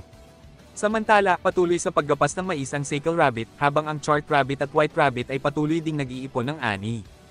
Bigla, isang mahina ngunit malalim na ungol ang umalangaw sa kuweba, at dumating ang Mommy Bear kasama ang kanyang baby bear, nakangiti at bumabati kay Seojun. Mabilis na lumabas si Seojun mula sa kuweba at nagtanong sa Mommy Bear kung maayos lang ba siya at kung nasaktan ba siya. Ibinahagi rin niya na nakarinig siya ng malalakas na tunog mula sa labas ng kuweba noong nakaraang gabi. Tiniyak ni Mommy Bear sa kanya na siya ay lubos na maayos. Pagkatapos, inilipat ni Seojun ang kanyang atensyon kay Baby Bear at inalok ito ng espesyal na katas mula kay Queen Bee. Alam niyang matagal na itong hindi nakakainom nito at siguradong hinahanap-hanap na niya ito. Nagningning ang mga mata ni Baby Bear sa tuwa nang masayang tanggapin niya ang pulot at simulang tikman ito. Pagkatapos noon, lumingon si Seojun kay Mommy Bear at sinabing hintayin siya sandali. Ipinangako niyang babalik siya agad na may dalang inihaw na isda para sa kanya. Samantala, habang kinukusot ang kanyang mga mata at bitbit ang kanyang bag, nagising si Theo. Tinanong siya ni Seojun kung bakit siya nagising ng maaga, at buong pagmamalaking sumagot si Theo na hindi siya maaaring mag-aksaya ng oras bilang sales cat Theo. Siya ay pupunta sa trabaho dahil siya ang pinakadakilang propesyonal sa hanay ng mga palaboy ng mga ngalakal. Habang pinipilit panatilihin ang isang neutral na ekspresyon sa kabila ng halo-halong emosyon, nagkomento si Seojun na talagang nagiging isang bihasang palaboy ng mga ngalakal si Theo. Pagkatapos, mahigpit na kumapit si Theo sa paa ni Seojun at nakiusap na ipasama siya kay Mommy Bear papunta sa daanan ng mga palaboy ng mga ngalakal. Ipinaliwanag niyang maraming mapanganib na halimaw ang gumagala dahil sa asul na buwan. Nang walang pag-aalinlangan, maingat na binuhat ni Baby Bear si Theo, at sa tulong ng kanyang ina, nagsimula silang maglakad papunta sa daanan. Pumiglas si Theo sa kanilang mga bisig, nag-aalala na baka mapunit ang kanyang mahalagang cake. Habang minamasdan ang nasirang bukirin, nagkomento si Seojun na oras na upang ayusin ito. Habang hinihintay ang pagbabalik ni na Mommy Bear at Baby Bear mula sa paghahatid kay Theo. Nagbago ang tagpo at nakita natin si Haring Ox, ang pinuno ng ika-79 na palapag. Nakaupo sa kanyang trono habang nakahanay sa harap niya ang libu-libong sundalo. Isa-isang lumapit ang mga sundalong Ox na matagal nang naghihintay sa kanya. At bawat isa ay naglagay ng putik sa tabi niya. Nagsimulang magbilang si Haring Ox. Ang sundalo numero 1 ay nagdala ng tuyong putik, aniya. Pagkatapos, dumating ang isa pang sundalo at kanyang napansin. Kaya, ang sundalo numero 2 ay nagdala ng tuyong lupa. Nang marinig ito, bahagyang kinabahan ang sundalong nagdala ng tuyong lupa at pilit na ngumiti. Ngunit biglang nagalit si Haring Ox at nagsimulang sumigaw. Pinagalitan niya ang kanyang mga sundalo, tinawag silang mga hangal dahil nagdala lamang sila ng putik at tuyong lupa.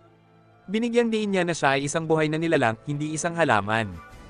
Kaya paano siya makakakain ng putik? Tinanong niya sila kung nawalan na ba sila ng bait. Isa sa mga sundalo ang nagtaas ng kamay at ipinaliwanag na matagal na silang hindi nakakakita ng berdeng damo sa kanilang teritoryo kaya hindi nila alam kung saan kukuha ng pagkain. Malungkot nilang inamin na kahit hukayin pa nila ang buong teritoryo, wala silang mahahanap kundi putik. Habang nakikinig ng mabuti, napaisip si Haring Ox. Napamura siya sa sarili at bumagsak sa kanyang trono, nag-iisip kung bakit ito nangyayari. Noong unang panahon, ang kanilang teritoryo ay sagana sa luntiang damuhan at may mataas na kalidad na damo. Ngunit nang siya ay naging pinuno ng ika-79 na palapag, kinailangan niya ng malaking supply ng damo upang mapanatili ang kanyang maskuladong katawan. Iniutos niya sa kanyang mga tauhan na anihin ang lahat ng damo sa kanilang teritoryo. Gayunpaman, ang lahi ng Minotauro ay malalaking nilalang na may matitinding ganang kumain. Ang bilis ng kanilang pagkain ay mas mabilis kaysa sa pagtubo ng damo, kaya naging tigang ang lupa at nawala ang lahat ng damo. Ngayon, habang malalim na nag-iisip, nag-aalala si Haring Ox. Siya at ang kanyang mga tauhan ay hindi kumakain at unti-unting nanghihina. Maging ang kalusugan ng mga bagong silang na Minotauro ay hindi maganda. Kung hindi sila makakahanap ng pagkain, malalagay sa panganib ang kanilang buhay. Pagkatapos, sumigaw si Haring Ox, tinatawag si Ox numero 3. Ngunit kahit matapos ang ilang minutong pagtawag, walang lumapit. Nagtaka si Haring Ox at nagtanong kung si Ox numero 3 ay napadpad sa teritoryo ng ibang halimaw at napahamak. Ngunit mula sa likuran, dumating si Ox numero 3 at humingi ng tawad. Ipinaliwanag niyang matapos ang asul na buwan at nang imulat niya ang kanyang mga mata, natagpuan niyang napakalayo niya mula sa kanilang lugar. Kaya inabot siya ng matagal bago makarating dito. Nang marinig ito, napabuntong hininga ng ginhawa si Haring Ox at sinabing ayos lang hanggat ligtas siyang nakabalik. Ngunit bago pa niya matapos ang kanyang pangungusap, may napansin siya kaya biglang nanlaki ang kanyang mga mata. May pagtatakang ekspresyon sa kanyang mukha habang palapit siya kay Ox numero 3, na ngayoy kinakabahan, iniisip na baka parusahan siya ng hari. Bigla, lalong lumapit si Haring Ox, mahigpit na hinawakan ang balikat ni Ox numero 3, at sumigaw, "Ano yan sa ulo mo?" Napuno ng pagkalito si Ox numero 3. Nagpatuloy si Haring Ox, "Ang matamis na amoy na ugat na nakasabit sa sungay mo." Habang sinasabi ito, mariing huminga si Haring Ox, at nang mapansin din ni Ox numero 3 ang bagay na nakasabit sa kanyang sungay, napamulagat siya sa gulat. Ano kaya iyon? Nagbago ang tagpo, at nakita natin ang tagapamahala ng tore na nakahandusay sa sahig. Matindi ang kirot ng kanyang ulo. Sinubukan niyang alalahanin kung ano ang nangyari at paano siya napunta sa ganoong kalagayan. Dahan-dahan siyang tumayo. Ngunit habang bumabangon, nanginginig ang kanyang ulo. Sa pagbangon niya, tumama ang kanyang ulo sa chandelier na nakasabit sa kisame. Naguluhan at nagulat siya, iniisip kung paano naluwag ang chandelier. Ngunit nang tumingin siya pababa, isa pang gulat ang bumungad sa kanya. Napansin niyang lumiit ang kanyang kristal na bola. Dahan-dahan niya itong dinampot at napagtanto na hindi naman lumiit ang chandelier o ang kristal na bola. Siya pala ang lumaki. Labis pa rin siyang nalilito ng mapagtante ng tagapamahala ng tore na dumaan na siya sa pagdadalaga, at ang kanyang katawan ay nagbago ng husto. Naramdaman niya ang isang kakaibang kilati sa kanyang tiyan habang siya ay nakaupo, nakayuko, at malalim na nag-iisip. Hindi niya maunawaan kung bakit bigla siyang lumaki ng ganoon. Pagkatapos, isang alaala ang biglang sumagi sa kanyang isipan. Naalala niyang kinain niya ang 5 asul at makatas na cherry tomatoes na ibinigay sa kanya ni Seojun. Nagsimula siyang magtaka kung may kakaibang katangian ang cherry tomatoes ni Seojun. Bago siya nawalan ng malay, naalala niyang sandaling tumibok ang kanyang dragon heart. Matapos nito, lumaki siya, at kahit hindi na muling tumitibok ang kanyang puso, pakiramdam niya ay napakagaan niya, na para bang kaya niyang lumipad kung susubukan niya. Pagkatapos, mahigpit niyang hinawakan ang kanyang kristal na bola at sinimulang halikan si Seojun sa pamamagitan nito, sinasabing dahil kay Seojun kaya bahagyang gumaling ang kanyang puso. Hindi niya mapigilan ang kanyang kasabikan habang iniisip kung ano ang gagawin nila ni Seojun kapag nakalabas na sila sa tore. Habang pinagmamasdan niya si Seojun na masayang ninangat-ngat ang asul na mais, nakaramdam siya ng kirot ng selos. Sumigaw siya, tinatanong kung paano nagawang magpakasaya ni Seojun sa masasarap na pagkain habang iniiwan siyang wala ni isa. Gayunpaman, masyadong maliit ang kristal na bola na hawak niya para sa kanyang lumaking katawan, kaya hindi niya maaninag ng maayos ang tinatangkilik ni Seojun. Hindi na siya nag-aksaya ng oras at dali-daling nagtungo sa kanyang silid ng yaman upang kumuha ng mas malaking kristal na bola. Ngunit, pagdating niya sa pintuan, natigil siya, masyado na itong maliit para sa kanyang malapad na katawan. Napasigaw siya sa inis, sinasabing kailangan niyang magpapayat, o baka maubos ni Seojun ang lahat ng masasarap na pagkain nang wala siya. Lumipat ang eksena sa isang maliwanag at maaraw na umaga sa labas ng kuweba. Masayang kinawayan ng batang oso ang reyna ng mga bubuyog, na tuwang-tuwang gumanti ng pagkaway habang lumilipad-lipad sa paligid kasama ang kanyang mga manggagawang bubuyog. Samantala, nakatayo ang shovel rabbit sa tuktok ng tumpok ng mais, pinagmamasdan ng mga manggagawang bubuyog habang masigasig silang nagtatrabaho. Sa tabi ng tumpok ng mais, abala ang mag-asawang kuneho sa pagbabalat ng mais at maingat na inilalagay ang nabalatang mais sa ibabaw ng dahon ng sibuyas. Masaya namang naglalaro ang mga batang kuneho kasama ang isang manggagawang bubuyog, habang ang sickle rabbit ay naghahanda ng mga kahoy na patpat. Samantala, ang warrior rabbit ay kumukuha ng mga nabalatang mais at maingat na inilalagay ito sa mga kahoy na patpat, habang ang isang munting kuneho ay nakatingin sa kanya ng may paghanga. Isa pang batang kuneho ang matyagang naghihintay sa tabi ng tumpok ng mga nakahandang mais, maayos na nakasalansan sa ibabaw ng dahon ng sibuyas, lahat handa na para sa pag-ihaw.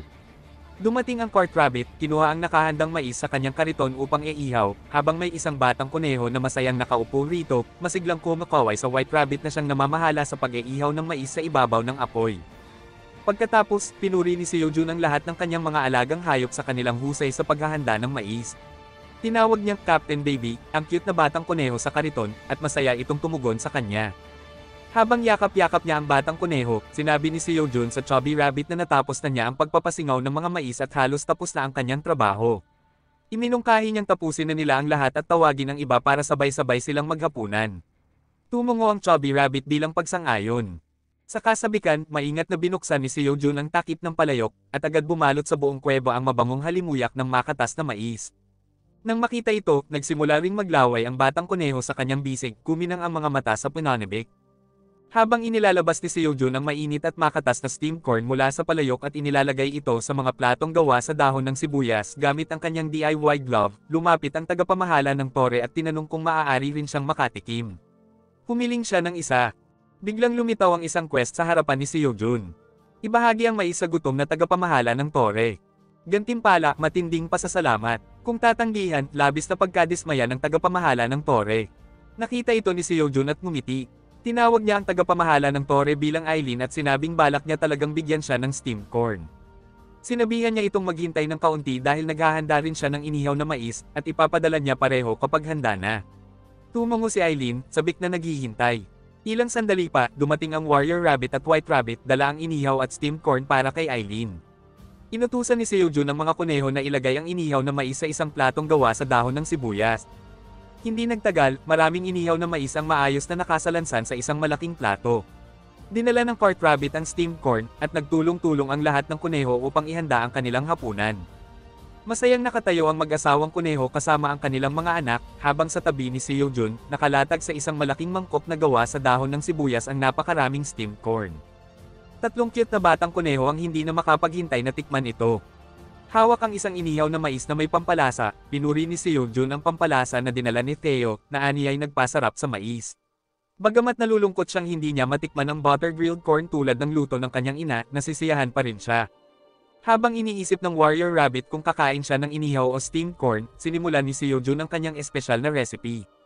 Pinahiran niya ng asukal ang mais at inihaw ito hanggang maging gininto ang kayumanggi. Pagkatapos, dinagdagan niya ito ng parmesan cheese. Sa pinanabik, kinuha niya ang isang pouch ng pulang chili powder mula sa bag ni Theo. Bagamat sandali siyang nainis na hindi sinabi ni Theo ang tungkol sa ganitong napakahalagang pampalasa, napagpasyahan niyang palampasin ito dahil maganda ang kanyang mood. Sa wakas, dinagdagan niya ng chili powder ang mais, at ayon, handa na ang espesyal na juicy corn ni Seojun. Pagkagat niya rito, napangiti siya sa sobrang sarap, pakiramdam niya'y para siyang nasa langit, na parang bumalik siya sa tahanan niya. Matapos nito, inihanda ni Seojun ang 6 na piraso ng inihaw na mais at ibinigay ito kay Eileen, na labis siyang pinasalamatan, matagumpay na natapos ang quest. Si Seojun ay lumingon sa mga puti at mandirigmang kuneho at tinanong sila kung masarap ba ang inihaw na mais. Tumango sila bilang sagot, may mga ngiti sa kanilang mukha habang nginangat-ngat ang inihaw na mais. Napansin ni Seojun na hindi kumakain ang mag-asawang kuneho dahil abala sila sa pagpapakain sa kanilang mga baby rabbit. Dahil dito, nagkaroon siya ng ideya. Kumuha siya ng isang nilagang mais, inilagay ito sa isang mangkok, at ginamitan ng kutsara upang tanggalin ang mga butil ng mais. Inabot niya ang mangkok na puno ng butil ng mais sa mag-asawang kuneho at sinabing ngayon, makakakain na ang mga baby rabbit nang hindi na kailangang subuan, at maaari na rin silang sabay-sabay kumain. Napabuntong hininga sa ginhawa ang mag-asawang kuneho at nagpasalamat kay Seojun, habang ang mga baby rabbit ay agad na pinalibutan ang mangkok at isa-isang pumitas ng mga butil ng mais. Maya-maya, masayang kumain na rin si Seojun ng mais. Subalit habang ninangat-ngat niya ito, may napansin siya. Saglit lang at agad niyang niluwa ang mais na kinain niya, sabay sabing, "Ano to?" Napatingin siya sa paligid at nakita niyang ang isang baby rabbit naglalaro ng mga butil ng mais, at halos lahat ng butil ay dumidikit na sa kanilang balahibo. Tatlong baby rabbit ang nakahiga sa mangkok, ang isa ay masayang kumakain ng butil ng mais habang ang dalawa naman ay cute na tumatawag kay Seojun. May mainit na ngiti sa kanyang mukha nang isa-isang tanggalin ni Seojun ang mga butil ng mais na dumidikit sa kanilang katawan, sabay kumentong tila palakas ng palakas ang kakulitan ng mga ito. Samantala, isang baby rabbit ang himbing sa pagtulog sa ibabaw ng mangkok, busog na sa kinain niyang mais, habang ang isa naman ay patuloy na kumakain. Sa huli, napabuntong hininga si Seojun at nagsimulang pakainin ang mga baby rabbit, sabay sabing, napakahirap pala magtrabaho habang inaalagaan ang mga bata. Na-miss niya si Theo, dahil si Theo ang madalas na nag-aalaga sa mga baby rabbit.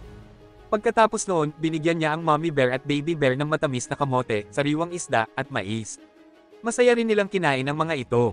Samantala, nagbago ang eksena at isang miyembro ng Phoenix Guild ang galit na pinukpok ang mesa, sabay sigaw, bakit hindi pa dumarating si Theo? Ang tagal niya ngayon.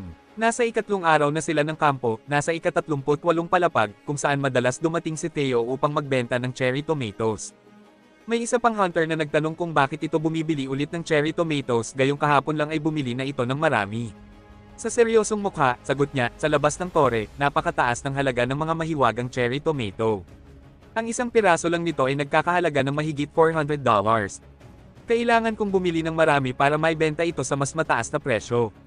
Samantala, nakita naman si Dongshik na kausap ang isang babaeng may blonding buhok, si Jessica, isang miyembro ng Phoenix Guild. May pag-aalalang tinanong ni Jessica kung ano ang dapat nilang gawin dahil paubos na ang kanilang supply, at kung mangyari ito, mahihirapan silang makalabas ng tore. Matamang nag-isip si Dongshik bago sumagot, wala tayong ibang pagpipilian. Mananatili ako rito sa tore, at kayo namang lahat ay lalabas upang kumuha ng supply. Habang papaalis na ang ibang miyembro, tinanaw sila ni Dongshik mula sa likuran at sinabi sa Big Melon Girl na inakala niyang si Jessica ang mananatili sa tore, ngunit hindi niya inasahan na si Soha ang sasama sa kanya. Ipinaliwanag naman ni Soha na naibenta na ni Jessica ang lahat ng cherry tomatoes, kaya hindi na niya ito kailangan.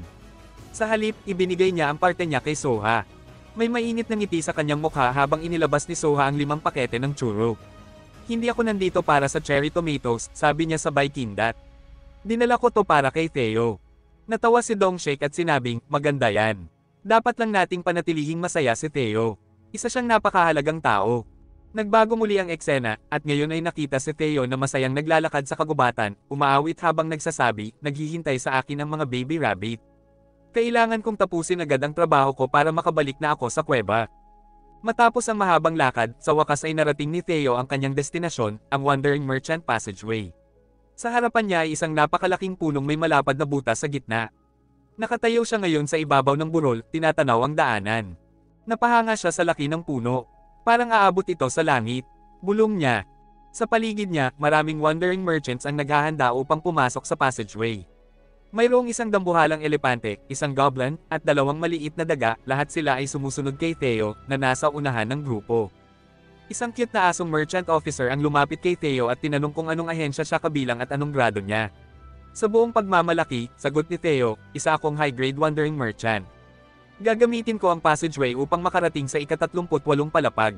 Matapos aprubahan ang kanyang kahilingan, nagpatuloy siya sa paglalakad. Subalit, hindi niya alam na 3 lobo ang palihim na sumusunod sa kanya, may mga matatalas at mapanganib na tingin sa kanilang mga mata. Sila ay may pilak na balahibo at matitingkad na dilaw na mga mata. Ang pinuno nila, na mas malaki kaysa sa 2, ay nagngangalang Wilco, habang ang 2 mas maliit na lobo ay sina Elka. Habang pinagmamasdan si Theo, isang lobo ang nagtanong, bakit hinahanap ng floor boss ang isang ordinaryong straw hat? Sa seryosong tono, sagot ng kapitan, hindi na mahalaga kung ano yun. Tayo ang Silver Wolf Tribe, ang pinakamagagaling na mercenaryo sa buong tore. Ang kailangan lang natin gawin ay sundin ang utos ng commissioner. Matapos nito, nagtakip ng hood ang mga lobo upang hindi makilala.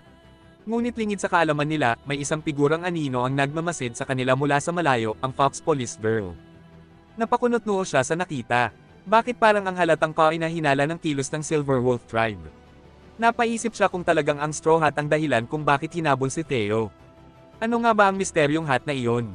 Samantala, patuloy sa paglalakad ang mga wandering merchants, kasama si Theo na nasa unahan, walang kaalam-alam sa panganib na nag-aabang sa kanya. Sa likuran niya, tahimik na sumusunod ang Silver Wolf Tribe. At sa likod nila, isang anino rin ang palihim na sumusunod, ang Fox Girl, na determinado ng tuklasin ang katotohanan. Sa isang magandang araw na maaraw, abala ang Shovel Rabbit sa paghuhukay sa lupa. Samantala, ang Cart Rabbit naman ay masigasig na tinatambak ang hinukay na lupa sa kanyang kariton. Sa tabi nila, ang Warrior Rabbit ay buong determinasyong pinapanday ang lupa, ginagawang mas pantay at angkop para sa pagtatanim.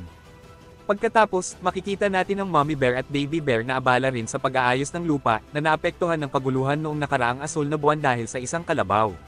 Nakangiting pinapanood ni Seojun ang kanilang pagsisikap at nagpapasalamat siya sa Mommy Bear sa kanyang tulong. Sa isang iglap, ang mga bante ng lupa ay naging pantay, at ang lupain sa ibabaw ng yungib ay handa na para sa pagtatanim. Ramdam ang kasabikan, hinugot ni Seojun ang isang pulang supot. Nang kanyang buksan ito, lumitaw ang isang makinang at saganang dami ng buto ng mani. Ang tanawin ng mga butong ito ay nagdala ng ngiti sa mukha ni Seojun at ng kanyang mabalahibong kaibigan. Agad niyang sinimulang ikalat ang mga buto sa maayos na lupain. Nasa likuran niya ang husband at wife rabbits na masigasig na dinidiligan ang bagong tanim na buto, habang ang Cart Rabbit ay nakangiting pinapanood si Seojun sa kanyang gawain. Samantala, ang Shovel Rabbit ay patuloy na naghuhukay upang matiyak na handang-handa ang lupa para sa pagtatanim ni Seojun. Matapos ang ilang oras ng pagtatrabaho, pinunasan ni Seojun ang pawis sa kanyang noo at lumingon upang suriin ang natapos niyang gawain, maayos nang naitanim ang lahat ng buto ng mani sa buong lupa. Masiglang sinabi niya sa husband rabbit na ang pagtaas ng kanyang agility ay tunay ngang nakatulong. Napabilis nito ang kanyang trabaho, kaya natapos niya ang pagtatanim sa loob lamang ng ilang oras. Ngunit hindi lamang ang kanyang agility ang dahilan ng kanyang bilis. Ang mahiwagang sombrero na gawa sa dayami ang nagbigay sa kanya ng halos walang hanggang lakas para sa pagsasaka. Masaya namang ngumiti ang husband rabbit, tuwang-tuwa sa tagumpay ni Seojun. Pagkatapos, bumalik ang kwento sa nakaraan, ipinakita kung paano nakuha ni Seojun ang mga buto ng mani. Noong nakaraang araw, nang magbukas ang tindahan ng binhi, tatlong pagpipilian ang nasa harapan niya, buto ng labanos, pipino, at mani. Matapos ang maingat na pag-iisip, pinili niyang bilhin ang buto ng mani. Naimpluwensyahan siya ng isang video sa YouTube na kanyang napanood, kung saan ipinaliwanag na ang mani ay isang napakahusay na pananim para sa muling pagpapayaman ng lupa, isang bagay na kailangan niya upang maibalik ang sigla ng lupa sa kanyang sakahan. Kahit na una niyang gustong bilhin ang buto ng pipino, sa huli ay napagpasyahan niyang bumili ng 1,000 buto ng mani. Ngunit isang nakakagulat na sorpresa ang naghihintay kay Seojun. Inabisuhan siya ng sistema na nakaipon na siya ng 100 seed store points na nagbigay sa kanya ng pagkakataong pataasin ang antas ng kanyang seed store. Laking gulat niya sa balitang ito, kaya agad niyang in-upgrade ang kanyang seed store level. Dahil dito, mula sa pagiging rookie, siya ngayon ay isa ng commoner. Bilang dagdag na benepisyo, maaari na siyang pumili mula sa 4 na uri ng binhi sa halip na 3. Bukod pa rito, maaari na rin siyang bumili ng walang limitasyong dami ng buto mula sa tindahan, bagamat mayroon pa rin siyang limitasyon na 5 tower coins kada buwan. Matapos ang matagumpay na transaksyon, natanggap ni Seojun ang kanyang mahalagang buto ng mani. Hawak ang supot na puno ng buto, hindi maitago ni Seojun ang kanyang kasabikan. Hindi niya maiwasang isipin kung ano ang naghihintay sa kanya sa susunod na buwan, ilang uri ng binhi kaya ang maaari niyang bilhin, at gaano kabilis ang kanyang magiging progreso. Bumalik tayo sa kasalukuyan, abala si Seojun sa pangungulekta ng mga ani niyang halaman ng mais. May isang lihim siyang plano, dahil kapag inani na ang mga halamang mais, hindi na ito maaaring itanim muli. Masayang tumulong ang baby bear sa pagbubuhat ng mga mais, habang masayang pinapanood siya ng mga kuneho. Hinawakan ni Seojun ang ulo ng baby bear bilang pasasalamat sa kanyang sipag, at tuwang-tuwang tumugon ang baby bear. Kasama ang kanyang mga kaibigang kuneho, isa-isang inilagay ni Seojun ang mga halamang mais sa ibabaw ng nakatanim na buto ng mani. Ipinaliwanag niya na tinadtad niya ang mga dahon ng mais upang maging takip sa mga buto ng mani, pinipigilan ang mabilis na pagkatuyo ng lupa dahil sa 24 na oras na sikat ng araw sa kanilang lugar. Pagkatapos, naupo si Seojun sa lupa, kumuha ng isang mais at sinimulang alisin ang mga butil nito, inilalagay ang mga ito sa isang mangkok. Nang matapos siya, pinunasan niya ang kanyang pawis at agad na nag-abiso ang sistema, tumaas ang kanyang experience points pati na rin ang kanyang seed gathering level. Plano niyang ibabad sa tubig ang mga butil ng mais upang pasibulin bago itanim muli. Ngunit bago niya ito magawa, lumapit sa kanya ang mga batang kuneho, at ang isa sa kanila ay nagsimulang kumain sa mga butil ng mais sa mangkok. Agad na iniangat ni Seojun ang mangkok, ipinaalala sa kanila na ang mga butil ng mais ay hindi para sa kanila. Ngunit hindi sila tumigil, masigasig silang umakyat sa kanyang katawan, sabik na matikman ito. Napansin ni Seojun na mukhang malungkot ang mga batang kuneho. Ang ilan ay mukhang naiinip. Dahil wala si Teo at abala ang lahat sa pagsasaka, wala silang gaanong libangan. Dahil dito, isang ideya ang sumagi sa isip ni Seojun. Masaya niyang hinugot ang kanyang bag, sabay sabing may isang nakakatuwang gawain siya para sa kanila. Nagningning ang kanilang mga mata sa pananibik. Hindi nag-aksaya ng oras si Seojun. Gumamit siya ng mga bakanting supot ng binhi upang gumawa ng 3 maliliit na backpack, at ginamit ang natirang tela upang makagawa ng 3 munting handbag. Nilagyan niya ito ng pinatuyong kamote at carrot. Ngayon, ang mga batang kuneho ay nakatayo na may mga bag na puno ng merienda, punong-puno ng tuwa. Isa sa kanila ay ipinagmamalaki ang kanyang dala, habang ang isa naman ay palihim na tumikim ng pinatuyong kamote. Napangiti si Seojun habang pinagmamasdan sila, at hindi niya maiwasang mapansin kung gaano sila ka-cute, parang mga kindergarten na papasok sa eskwela. Ngumiti siya at sinabi sa kanila ang kanilang misyon, ihatid ang mga merienda sa mga masisipag na kuneho. Masiglang naghanda ang mga batang kuneho at, sa hudyat ni Seojun, handa na silang kumilos bilang supply units. Seojun ay masayang sumigaw ng utos upang sumulong at tapusin ang kanilang misyon. Ang mga batang kuneho, puno ng sigla, ay masayang nagmarcha, handang ihatid ang mga merienda sa kanilang kasamang kuneho. Sunod, nasaksihan namin ang nakakatuwang tagpo kung saan ang mga batang kuneho ay namigay ng merienda sa kanilang masisipag na kasamahan sa bukid. Kitang-kita ang tuwa sa mukha ng mga nagtatrabahong kuneho, nagniningning sa saya. Ang lalaking kuneho, puno ng pagmamalaki, ay marahang tinapik sa likod ang isa sa mga batang kuneho. Samantala, ang inang kuneho ay may kontentong ngiti habang mahigpit na niyakap ang isa sa mga munting kuneho, ang kanyang pusong ina ay nag-uumapaw sa pagmamalaki. Habang ang mga kuneho na nagtutulak ng kariton at may hawak na karit ay abala sa pagkain ng kanilang merienda, dalawa pang masiglang batang kuneho ang masayang nagtatakbuhan sa paligid ng bukid, nagkakahawahan ng saya. Mula sa malayo, tahimik na pinagmamasdan ni Seojun ang nakaaantig na tanawing ito, at unti-unting nabuo ang isang ideya sa kanyang isipan. Napagpasyahan niyang kausapin si Theo tungkol sa pagbili ng ilang cute na kasuotan para sa mga batang kuneho pagbalik niya. Habang iniisip niya ang mga kuneho na nakabihis bilang isang kapitan ng barko, isang kartero, at maging isang kaakit-akit na Cinderella, hindi niya napigil ang matawa. Ang imaheng iyon sa kanyang isipan ay nagdala ng ngiti sa kanyang mukha. Gayunpaman, labis siyang nanghinayang dahil naubusan ng baterya ang kanyang telepono, kaya hindi niya nakuhanan ng larawan ang napakagandang eksenang ito. Nagbago ang tagpo, at nakita natin si Ox numero 3 na pag-alagala sa malawak na lupain, may bigat sa kanyang puso. Isang malalim na lungkot ang nakaukit sa kanyang mukha habang iniisip kung saan niya natagpuan ang pambihirang labanos na iyon. Malabo ang kanyang alaala, at hindi niya matandaan ang nangyari mula nang lumitaw ang asul na buwan. Ang tanging naalala niya ay natagpuan niya ang labanos bago pa man sumikat ang asul na buwan sa kalangitan. Sa isang pagbalik-tanaw, nakita natin kung paano tumugon ang Haring Ox nang unang makita ang labanos. Halos mawalan siya ng kontrol sa tuwa. Hinawakan niya ito ng mahigpit sa kanyang dambuhalang kamay at pinagbaha si Ox numero 3 ng mga tanong, gustong malaman kung saan nagmula ang kakaibang ugat na ito. Ngunit dahil sa epekto ng asul na buwan, malabo ang alaala ni Ox numero 3, at ang tanging nagawa niya ay ngumiti ng inosente. Inamin niyang natagpuan niya ito sa isang lugar sa labas ng teritoryo ng Haring Ox, ngunit hindi niya matandaan ang eksaktong lokasyon. Sa simula, tinitigan ng Haring Ox ang labanos ng may pag-aalinlangan, ngunit maya-maya, parang may kung anong hindi mapigil ang pagnanasa ang bumalot sa kanya, at agad siyang kumagat ng malaking piraso. Dahan-dahan niyang ninuya ang labanos, lumaki ang kanyang mga mata sa pagkagulat, habang ang ibang mga ox ay naiinggit na nakamasid, may tumutulong laway sa kanilang mga bibig. At saka biglang nangyari ang hindi inaasahan. Isang malakas na ungol ang pinakawalan ng Haring Ox, tila malalaglag ang kanyang mga mata mula sa kanyang bungo. Nagsimula siyang humingal, at bumaha ang laway mula sa kanyang bibig. Itinaas niya ang parehong mga braso at sumigaw na habang patuloy siyang ngumunguya, lalong tumatamis ang lasa ng labanos. Hindi ka panipaniwala, habang kinakain niya ang labanos, unti-unting lumobo at lumakas ang kanyang mga kalamnan, tila nagiging isang bundok ng lakas dahil lamang sa kapangyarihan ng iisang labanos. Sa labis na kasabikan, hinawakan ng Haring Ox ang balikat ni Ox numero 3 at matinding niyugyug ito. Kailangan niyang hanapin ang pinagmula ng mahiwagang ugat na ito, sapagkat nakasalalay rito ang kinabukasan ng kanilang lahi. Sa pangalan ng dangal ng lahat ng Ox, inutusan niya si Ox numero 3 na hanapin ang lugar kung saan siya nakatagpo ng labanos. Ngunit nanatili lang itong nakatayo, naguguluhan. Balik sa kasalukuyan, nakatayo si Ox numero 3 ng walang ekspresyon, malalim na nag-iisip kung ano ang kanyang susunod na hakbang. Matapos maglakbay ng matagal, nakarating siya sa hangganan ng teritoryo ng Haring Ox. Isang hakbang pa at papasok na siya sa lupain ng pulang oso. Wala siyang ideya kung ano ang mangyayari kung mahuli siya ng oso.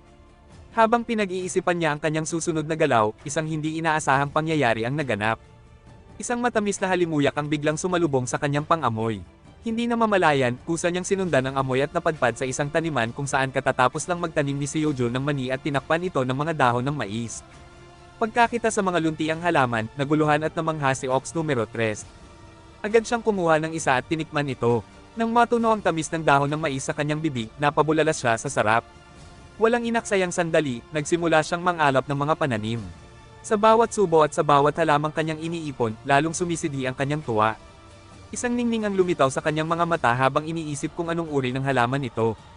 Hindi niya mapigil ang maisip kung gaano kaliligaya ang Haring Ox kapag nakita ito. Dala ng matinding sigla, itinataas niya ang kanyang mga nakuhang mais habang masayang sumasayaw pabalik sa kanilang teritoryo. Ang matatamis na kayamanang ito ay tiyak na magdadala ng labis na kaligayahan sa Haring Ox at sa buong lahi ng mga Minotaur. Samantala, sa kanyang lungga, biglang kinutuban ang pulang oso. Agad itong tumayo, alerto, dahilan upang mahulog ang kanyang anak na oso mula sa pagkakahimbing. Ang munting oso, gulong-gulo at antok pa, ay nagtatakang tumingin sa kanyang ina. Ngunit ang pulang oso ay nag-aalab sa galit, ang kanyang mga mata ay nagliliyab habang lumalabas mula sa kanya ang isang nakakatakot na aura. Samantala, ang tagapamahala ng tore ay kasalukuyang nagpapahinga sa spa, humihigop ng espesyal na katas mula kay Seojun. Ngunit biglang naputol ang kanyang pagpapahinga nang may tumawag sa kanya. Sa una, nainis siya, ngunit nang makita niyang ang tumatawag ay ang pulang oso, ang kanyang galit ay napalitan ng pagtataka. Nang marinig niya ang ulat tungkol sa isang nanghimasok sa teritoryo ng oso, nanlaki ang kanyang mga mata sa pagkabigla. Samantala, mahimbing na natutulog si Seojun, walang kamalay-malay sa mga nagaganap. Nakahiga siya sa kama na gawa sa mga dahon ng sibuyas, may takip sa mata na mula rin sa dahon ng sibuyas, at may tumutulong laway sa gilid ng kanyang bibig. Siya ay ginising ng tagapamahala ng tore, nagmamadaling ipinaalam sa kanya ang tungkol sa ulat ng pulang oso. Nang lumabas siya, gulat na gulat siya nang makita niyang nawala ang lahat ng kanyang pananim na mais.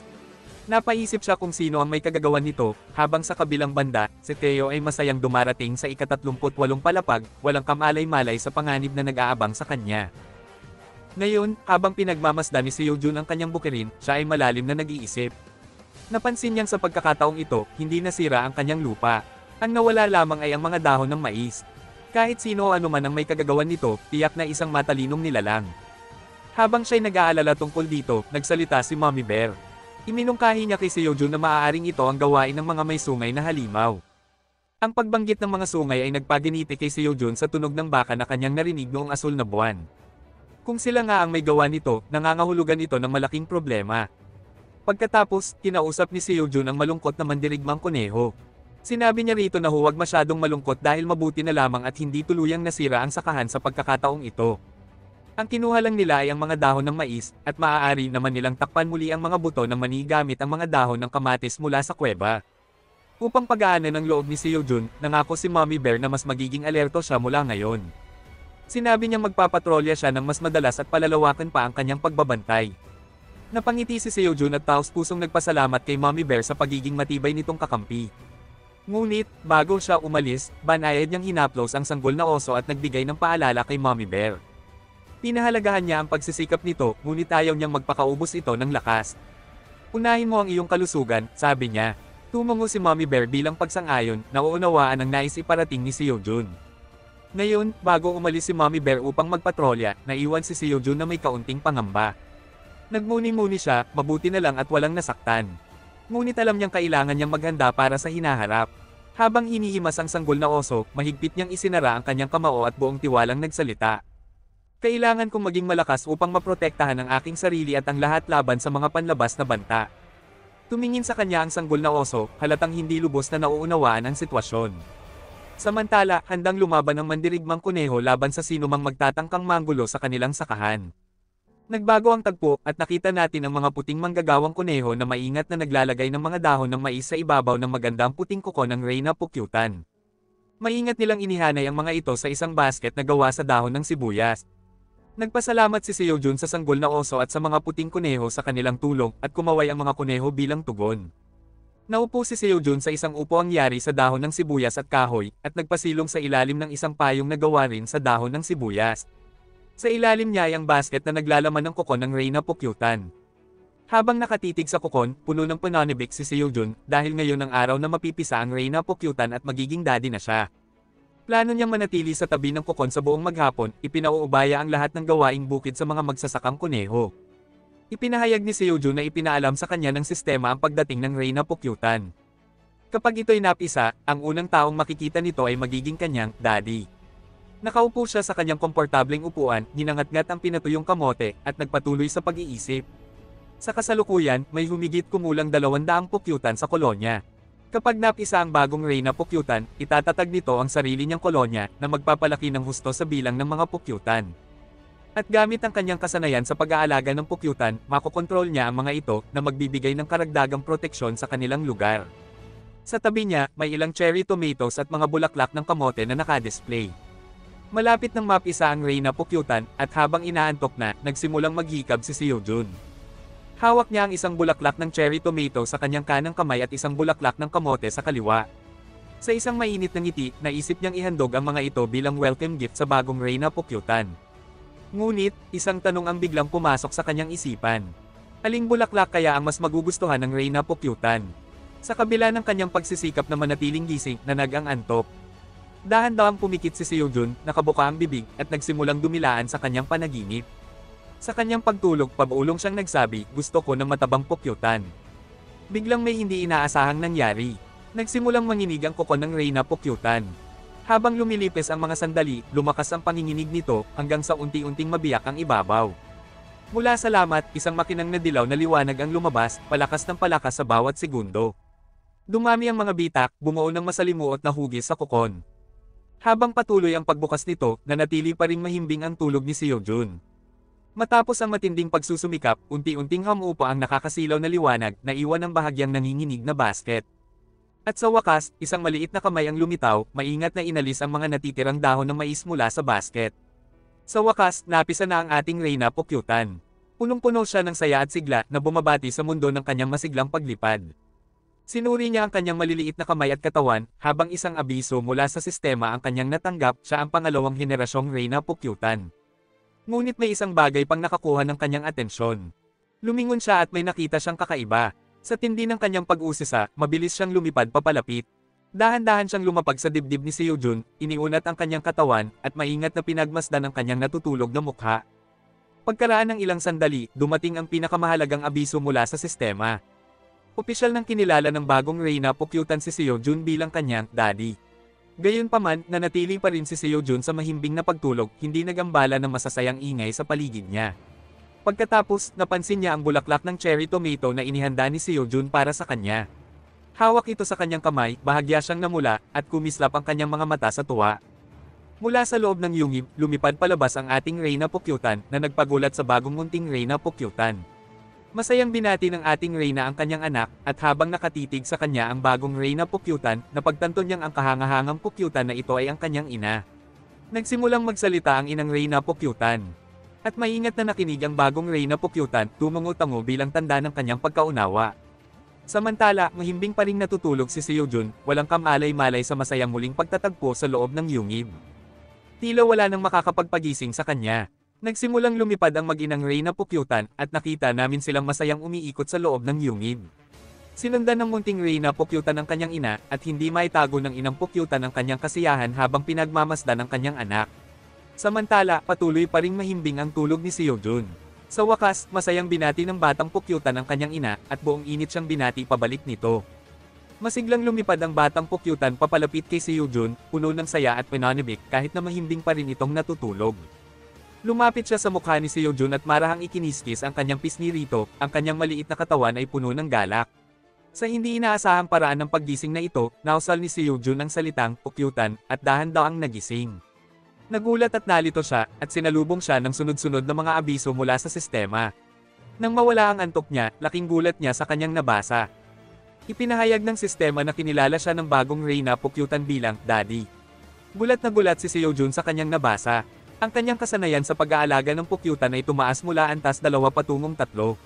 Dahil dito, napuno siya ng pagtataka at pag-uusisa.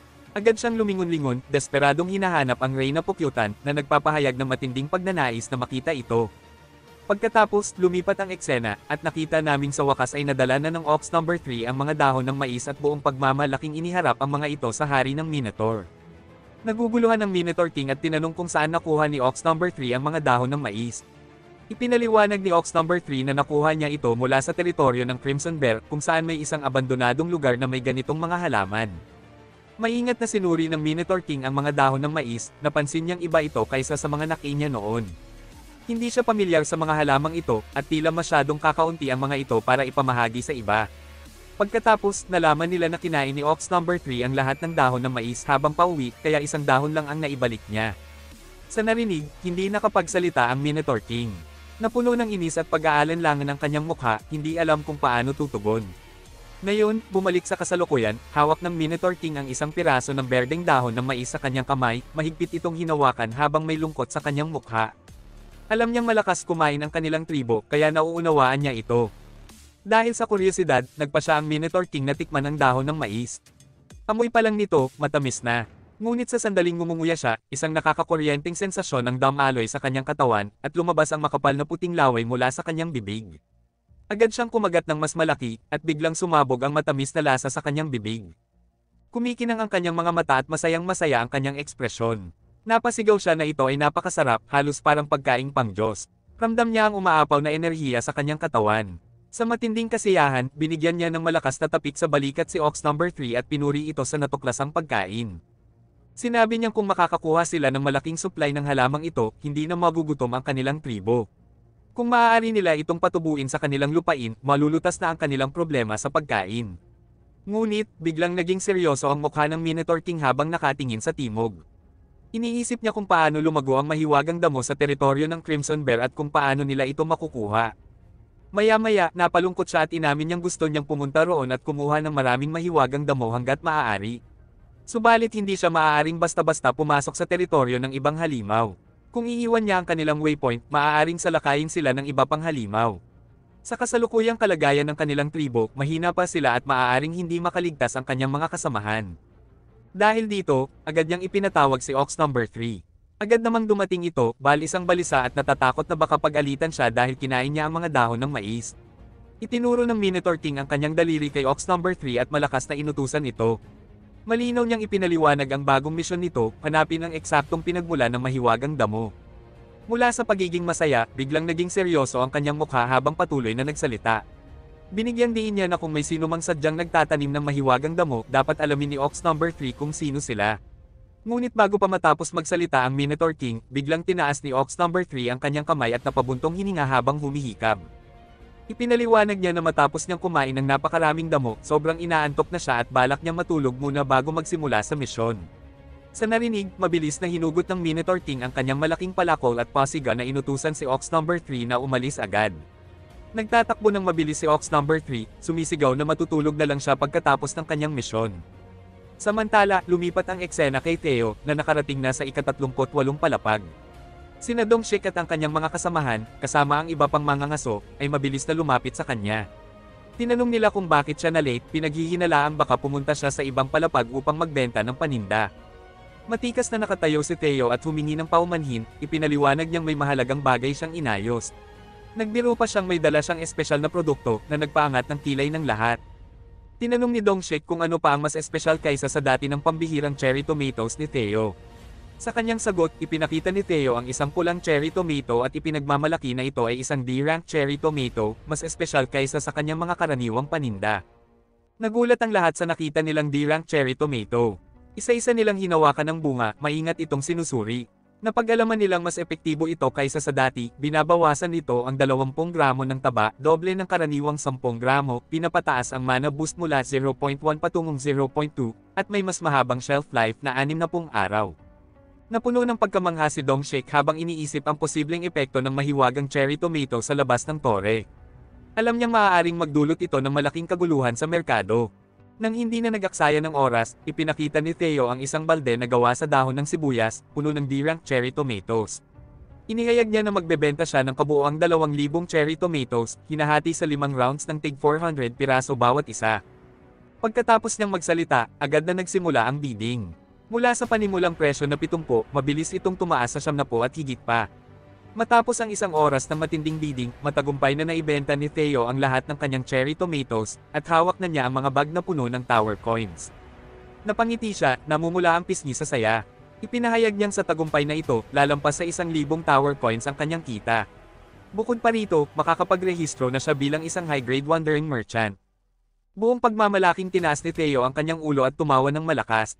Sinabi niyang kapag naging high-grade wandering merchant na siya, mawawala na ang lahat ng limitasyon sa kanya. Nangarap siya ng araw na mababanggit ang pananim ni Seojun sa system notifications, tulad ng ninanais ni Seojun mismo. Nagbiro pa siya na maaaring si Seojun lang ang papayagang magbenta ng kanyang cherries. Maging ang titulo ng chairman ay maaaring ibigay sa kanya ni Seojun na magbibigay sa kanya ng kapangyarihang mag-utos kay Seojun. Habang nakalubog sa kanyang mga pangarap, lumapit sa kanya ang Big Melon Girl at tinanong kung gusto niyang magpa-picture kasama siya. Sa kanyang pag-aakalang sikat na sikat siya, nag-inat si Theo at mayabang na inihanda ang kanyang paa. Ipinahayag niyang kung nais nilang hawakan ang kanyang paa, kailangang pumila sila at maghanda ng angkop na gantimpala. Subalit, sa kanyang pagtataka, napansin niyang wala namang ibang nakapila maliban sa Big Melon Girl na may awkward na ekspresyon. Napagtanto ni Theo na dahil matagal siyang nawala sa ika-38 palapag at paubos na ang mga supply ng pagkain, karamihan sa mga residente ay umalis na. Biglang lumapit ang dalawang babae, tuwang-tuwang ipinahayag na siya si Theo, ang wandering cat na kanilang nakita sa Instagram. Ipinakita nila sa kanya ang kanilang cellphone at ipinaliwanag kung ano ang Instagram. Sa kanyang pagkamangha, kumislap ang mga mata ni Theo, bigla siyang nagkaroon ng isang napakatalinong ideya. Samantala, nagkaroon si Theo ng isang napakagandang ideya matapos makita ang mga cellphone ng dalawang babae kung saan nakapost ang kanyang mga larawan sa Instagram. Ngayon, tinitingnan ni Theo ang kanyang Instagram profile kung saan maraming larawan niya ang na-upload at mayroon na siyang 23,040 followers.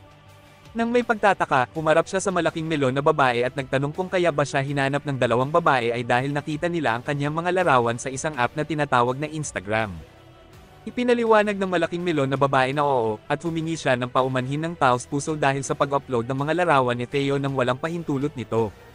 Patuloy na nakatitig si Theo sa kanyang Instagram profile ng buong katahimikan, habang nakatayo naman ang malaking melon na babae na halatang kinakabahan, nag-aalala kung magagalit si Theo sa ginawa niyang pag-upload.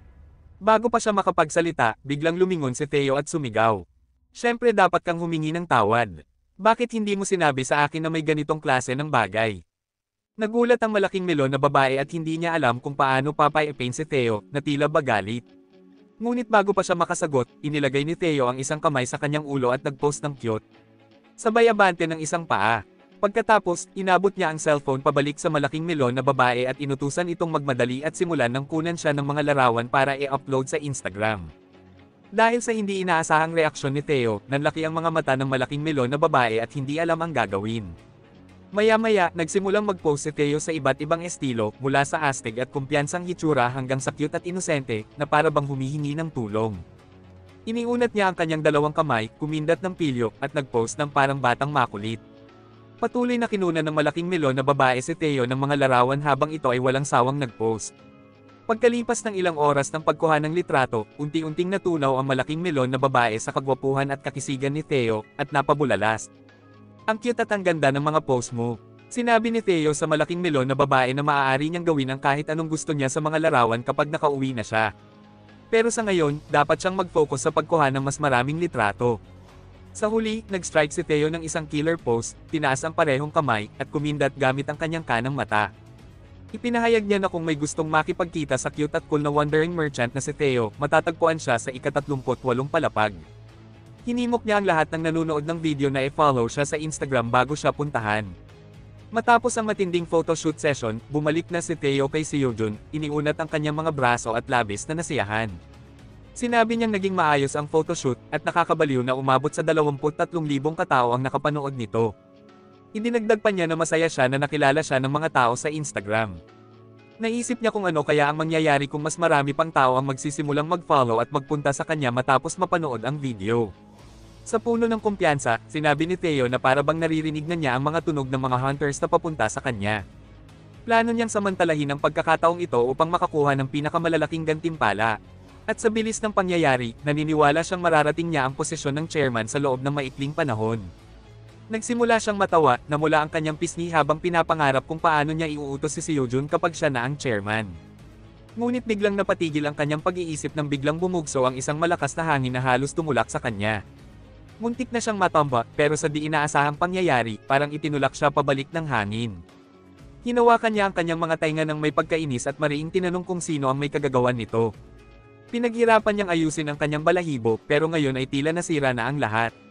Galit na lumingon si Theo at nakita ang dalawang dambuhalang lobo na may pilak na balahibo, bawat isa ay may taas na 5 metro at may malalaking kuko na nakatitig sa kanya ng matalim.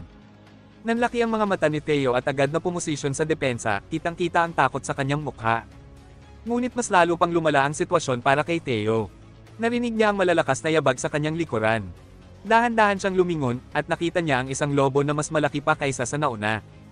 Ang lobo ay may taas na 7 metro, at ang matalim nitong titig ay nagbigay kay Theo ng pakiramdam na malapit na siyang mapahamak. Masyadong natakot si Theo kaya hindi siya makapagsalita. Tumulo ang pawis sa kanyang buong katawan habang nakangangang nakatitig sa higanting lobo. Ibinagsak ng 7 metrong lobo ang kanyang higanting mga kuko sa tabi ni Theo, dahilan upang yumanig ang lupa. Sa isang malalim na tinig, tinanong ng lobo kung siya ba ang wandering merchant na bumili ng straw hat sa Pandayan sa Merchant District. Ngunit dahil sa sobrang takot, parang hindi na makontrol ni Theo ang kanyang sarili, at halos mapaihi na siya sa takot. Nanginig siya ng husto at pilit na nagsalita, pero halos hindi lumabas ang kanyang boses.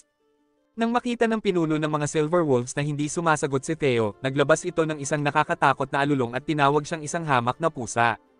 Mahigpit nitong tinanong kung nasaan ang straw hat na binili niya sa Pandayan. Binalaan siya ng pinuno na kung mananatili siyang tahimik, papatayin nila siya at hihimayin sa maliliit na piraso. Sumabay pa ang dalawang iba pang lobo, umaalulong at tinatakot siya ng mas matindi. Sa sobrang takot ni Theo, nagsimula na siyang umiyak. Ngunit biglang may hindi inaasahang nangyari. Isang matigas na bagay ang lumipad at bumagsak sa gitna nila, dahilan upang magulat ang lahat. Mula sa kakaibang batong iyon, nagsimulang lumabas ang isang mabahong amoy na pumuno sa buong paligid. Dahil sensitibo ang pang-amoy ng mga silver wolves, agad silang nasapawan ng masangsang na amoy.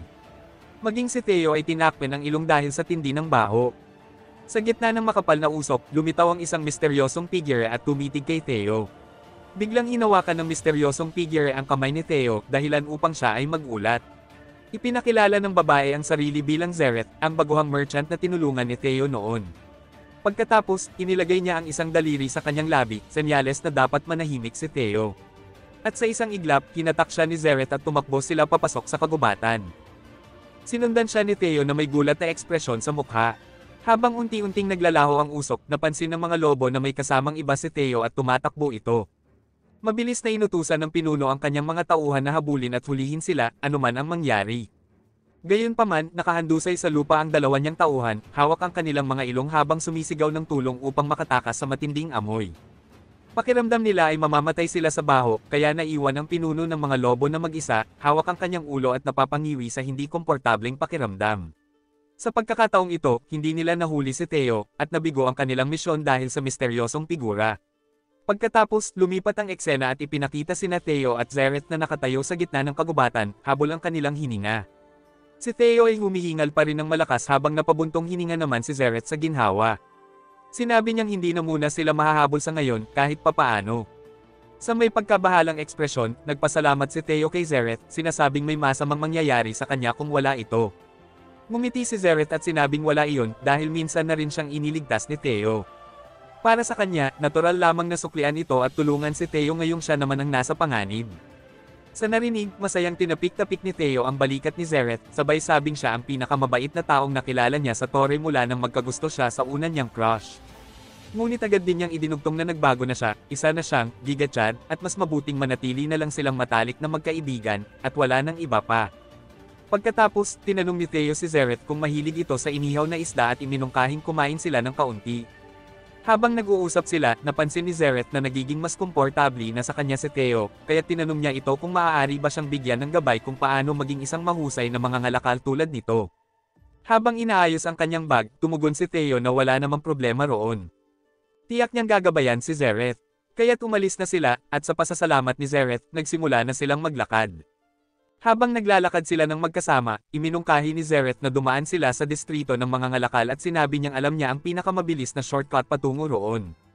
Ngunit sinabi ni Theo na kailangan muna niyang pumunta sa guild ng mga ngalakal upang mag-apply ng promosyon bilang isang unang klaseng mid-level na mga ngalakal. Pagkatapos noon, maaari na silang pumunta sa distrito ng mga ngalakal at kumain ng inihaw na isda. Sa narinig, labis na nagulat si Zereth. Napahawak siya sa kanyang bibig sa pagkagulat. Nabanggit ba ni Theo ang unang klaseng mid-level na mga ngalakal? Sa gulat, tinanong niya kung paano nagawa ni Theo na isa lang mababang ranggong mga ngalakal noong huli silang magkita na umabot sa ganoong anta sa loob lamang ng isang buwan. Bukod pa roon, ilang buwan pa lang ang nakalilipas mula nang maging baguhan si Theo. Sa narinig, nanatiling walang ekspresyon si Theo at tinanong si Zereth kung paano nito nalaman na baguhan lang siya ilang buwan ang nakalipas. Doon napagtanto ni Zereth na masyado siyang nagpakita ng impormasyon. Nagpanik siya, iniisip na hindi siya maaaring mahuli bilang isang ahente ng mga ligaw na mga ngalakal o hindi niya matatapos ang kanyang misyon. Samantala, nag-cross ang mga braso ni Theo na may bahid ng paghihinala sa kanyang mukha. Teka, bakit ka parang kinakabahan? May itinatago ka ba? Tanong niya. Sinubukan ni Zereth na magmukhang kalmado at ipaliwanag na hindi iyon ang iniisip ni Theo. Ngunit bago pa siya makapagsalita ng tuluyan, galit na sumigaw si Theo, tinawag na, walang hiya, si Skerem, at isiniwalat na si Skerem ang nagpakalat ng lahat ng impormasyon tungkol sa kanya noong una silang magkita. Sa pagkagulat, napakagatlabi si Zereth at napilitan ng aminin ang totoo. Oo, si Skerem nga, siya ang nagsabi ng lahat tungkol sa iyo, at hindi ko naman siya tinanong. Sagot niya. Sa narinig, lalong nagalit si Theo at nagsimulang murahin si Skerem, nangakong paparusahan ito sa sandaling magkita silang muli. Samantala, nakahinga ng maluwag si Zereth. Napagtanto niyang inosente si Theo at madali itong mapapaikot. Sa inosenteng ekspresyon, tinanong ni Zereth kung paano nagawa ni Theo na makalikom ng 1,000 tower coin sa napakaikling panahon. Sinabi niyang hindi niya lubos maisip na makakamit niya iyon sa buong buhay niya bilang isang mababang ranggong mangangalakal. Nag-usisa siya, anong produkto kaya ang binibenta ni Theo. Sa kabilang banda, medyo nag-aalala si Zereth. Naisip niyang baka may isang makapangyarihang tao sa likod ni Theo na nagbibigay sa kanya ng mga premium na produkto para ipagbili. Posibleng delikado, o kaya ilegal, ang produktong ito. Kung sakaling matuklasan niya ito, plano niyang hulihin muna ang taong nasa likod at bigyan si Theo ng mas magaan na parusa dahil tila inosente ito at mukhang ginagamit lamang ng kung sino. Sa wakas, sumagot si Theo na may inosenteng mukha. Nagbebenta ako ng cherry tomatoes, niya. Sa narinig, napahinto si Zereth. Hindi siya makapaniwala. Nanatili siyang nakatayo sa kanyang kinalalagyan, nakanganga, habang iniisip kung tama ba ang kanyang narinig. Sa gulat at pagtataka, tinanong niya, gusto mong sabihin na, ang maliliit na bilog na pulang prutas na yon? Yun lang. Tumango si Theo at sinabing, yep, yun mismo. Sinubukan niyang hanapin ang cherry tomato sa kanyang bag, ngunit nabente na niyang lahat. Ipinangako niyang ipapakita niya kay Zereth kung ano ang hitsura ng cherry tomato sa susunod nilang pagkikita. Pagkatapos, nagsimula ng maglakad si Theo at sinabing kailangan na nilang umalis dahil baka bumalik ang higanting lobo kung masyado silang magtatagal sa lugar na iyon. Samantala, nanatili sa kanyang pagkagulat si Zereth, hindi pa rin makapagsalita. Sa wakas, natauhan siya at nagsimulang mag-isip ng malalim. Paano nagawa ni Theo na kumita ng 1,000 tower coin sa pagbebenta lang ng cherry tomatoes? Nagsisinungaling ba siya? Ngunit, mukhang hindi naman siya ang tipo ng taong manloloko.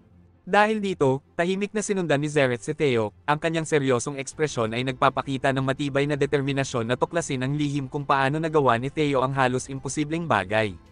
Samantala, sa labas ng tore, sa loob ng gourmet company, hawak ng CEO ang isang D-grade cherry tomato at maingat itong sinusuri. Kinain niya ito ng may seryosong ekspresyon at sinabing, totoo nga, mas masarap ito kaysa sa E-grade.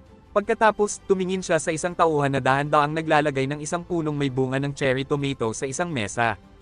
Nagtanong ang CEO, may magandang balita ba? Ngumiti si Jenny at sumagot, tulad ng nakikita ninyo, lumaki ng normal ang tanim mula sa butong nakuha natin sa E-grade na cherry tomato. Habang nakatitig sa cherry tomatoes, napabuntong hininga ang CEO. Alam ko na, dahil galing ito sa tore, imposibleng itanim sa earth. Pagkatapos, tinanong niya ang progreso ng kanilang sakahan sa unang palapag ng tore. Kumpiyansang sumagot si Jenny, nakapagtanim na kami ng 100 E-grade cherry tomatoes at 10 halaman ng handa ng anihin. Sa narinig, tunay na natuwa ang CEO at pinuri si Jenny sa kanyang pagsisikap. Ngunit sinabi naman ni Jenny na ang CEO ang dahilan kung bakit naging posible ang lahat ng ito. Ngumiti ang CEO at idinagdag, may mga top-grade hunters na akong inupahan para protektahan ang sakahan. Kapag naitaguyod natin ito, ako na ang magiging pinakamayamang tao sa Earth. Samantala, si Seojun ay abala sa pag-aani ng cherry tomatoes. Nakaupo sa kanyang ulo ang reyna ng mga bubuyog at lahat ng kanyang mga kaibigang kuneho ay tumutulong sa kanya, walang kaalam-alam sa kung ano ang nagaganap sa labas ng tore. Pero bago ang sunod na chapter, huwag kalimutan mag-like, share at subscribe sa ating YouTube channel na Isekai.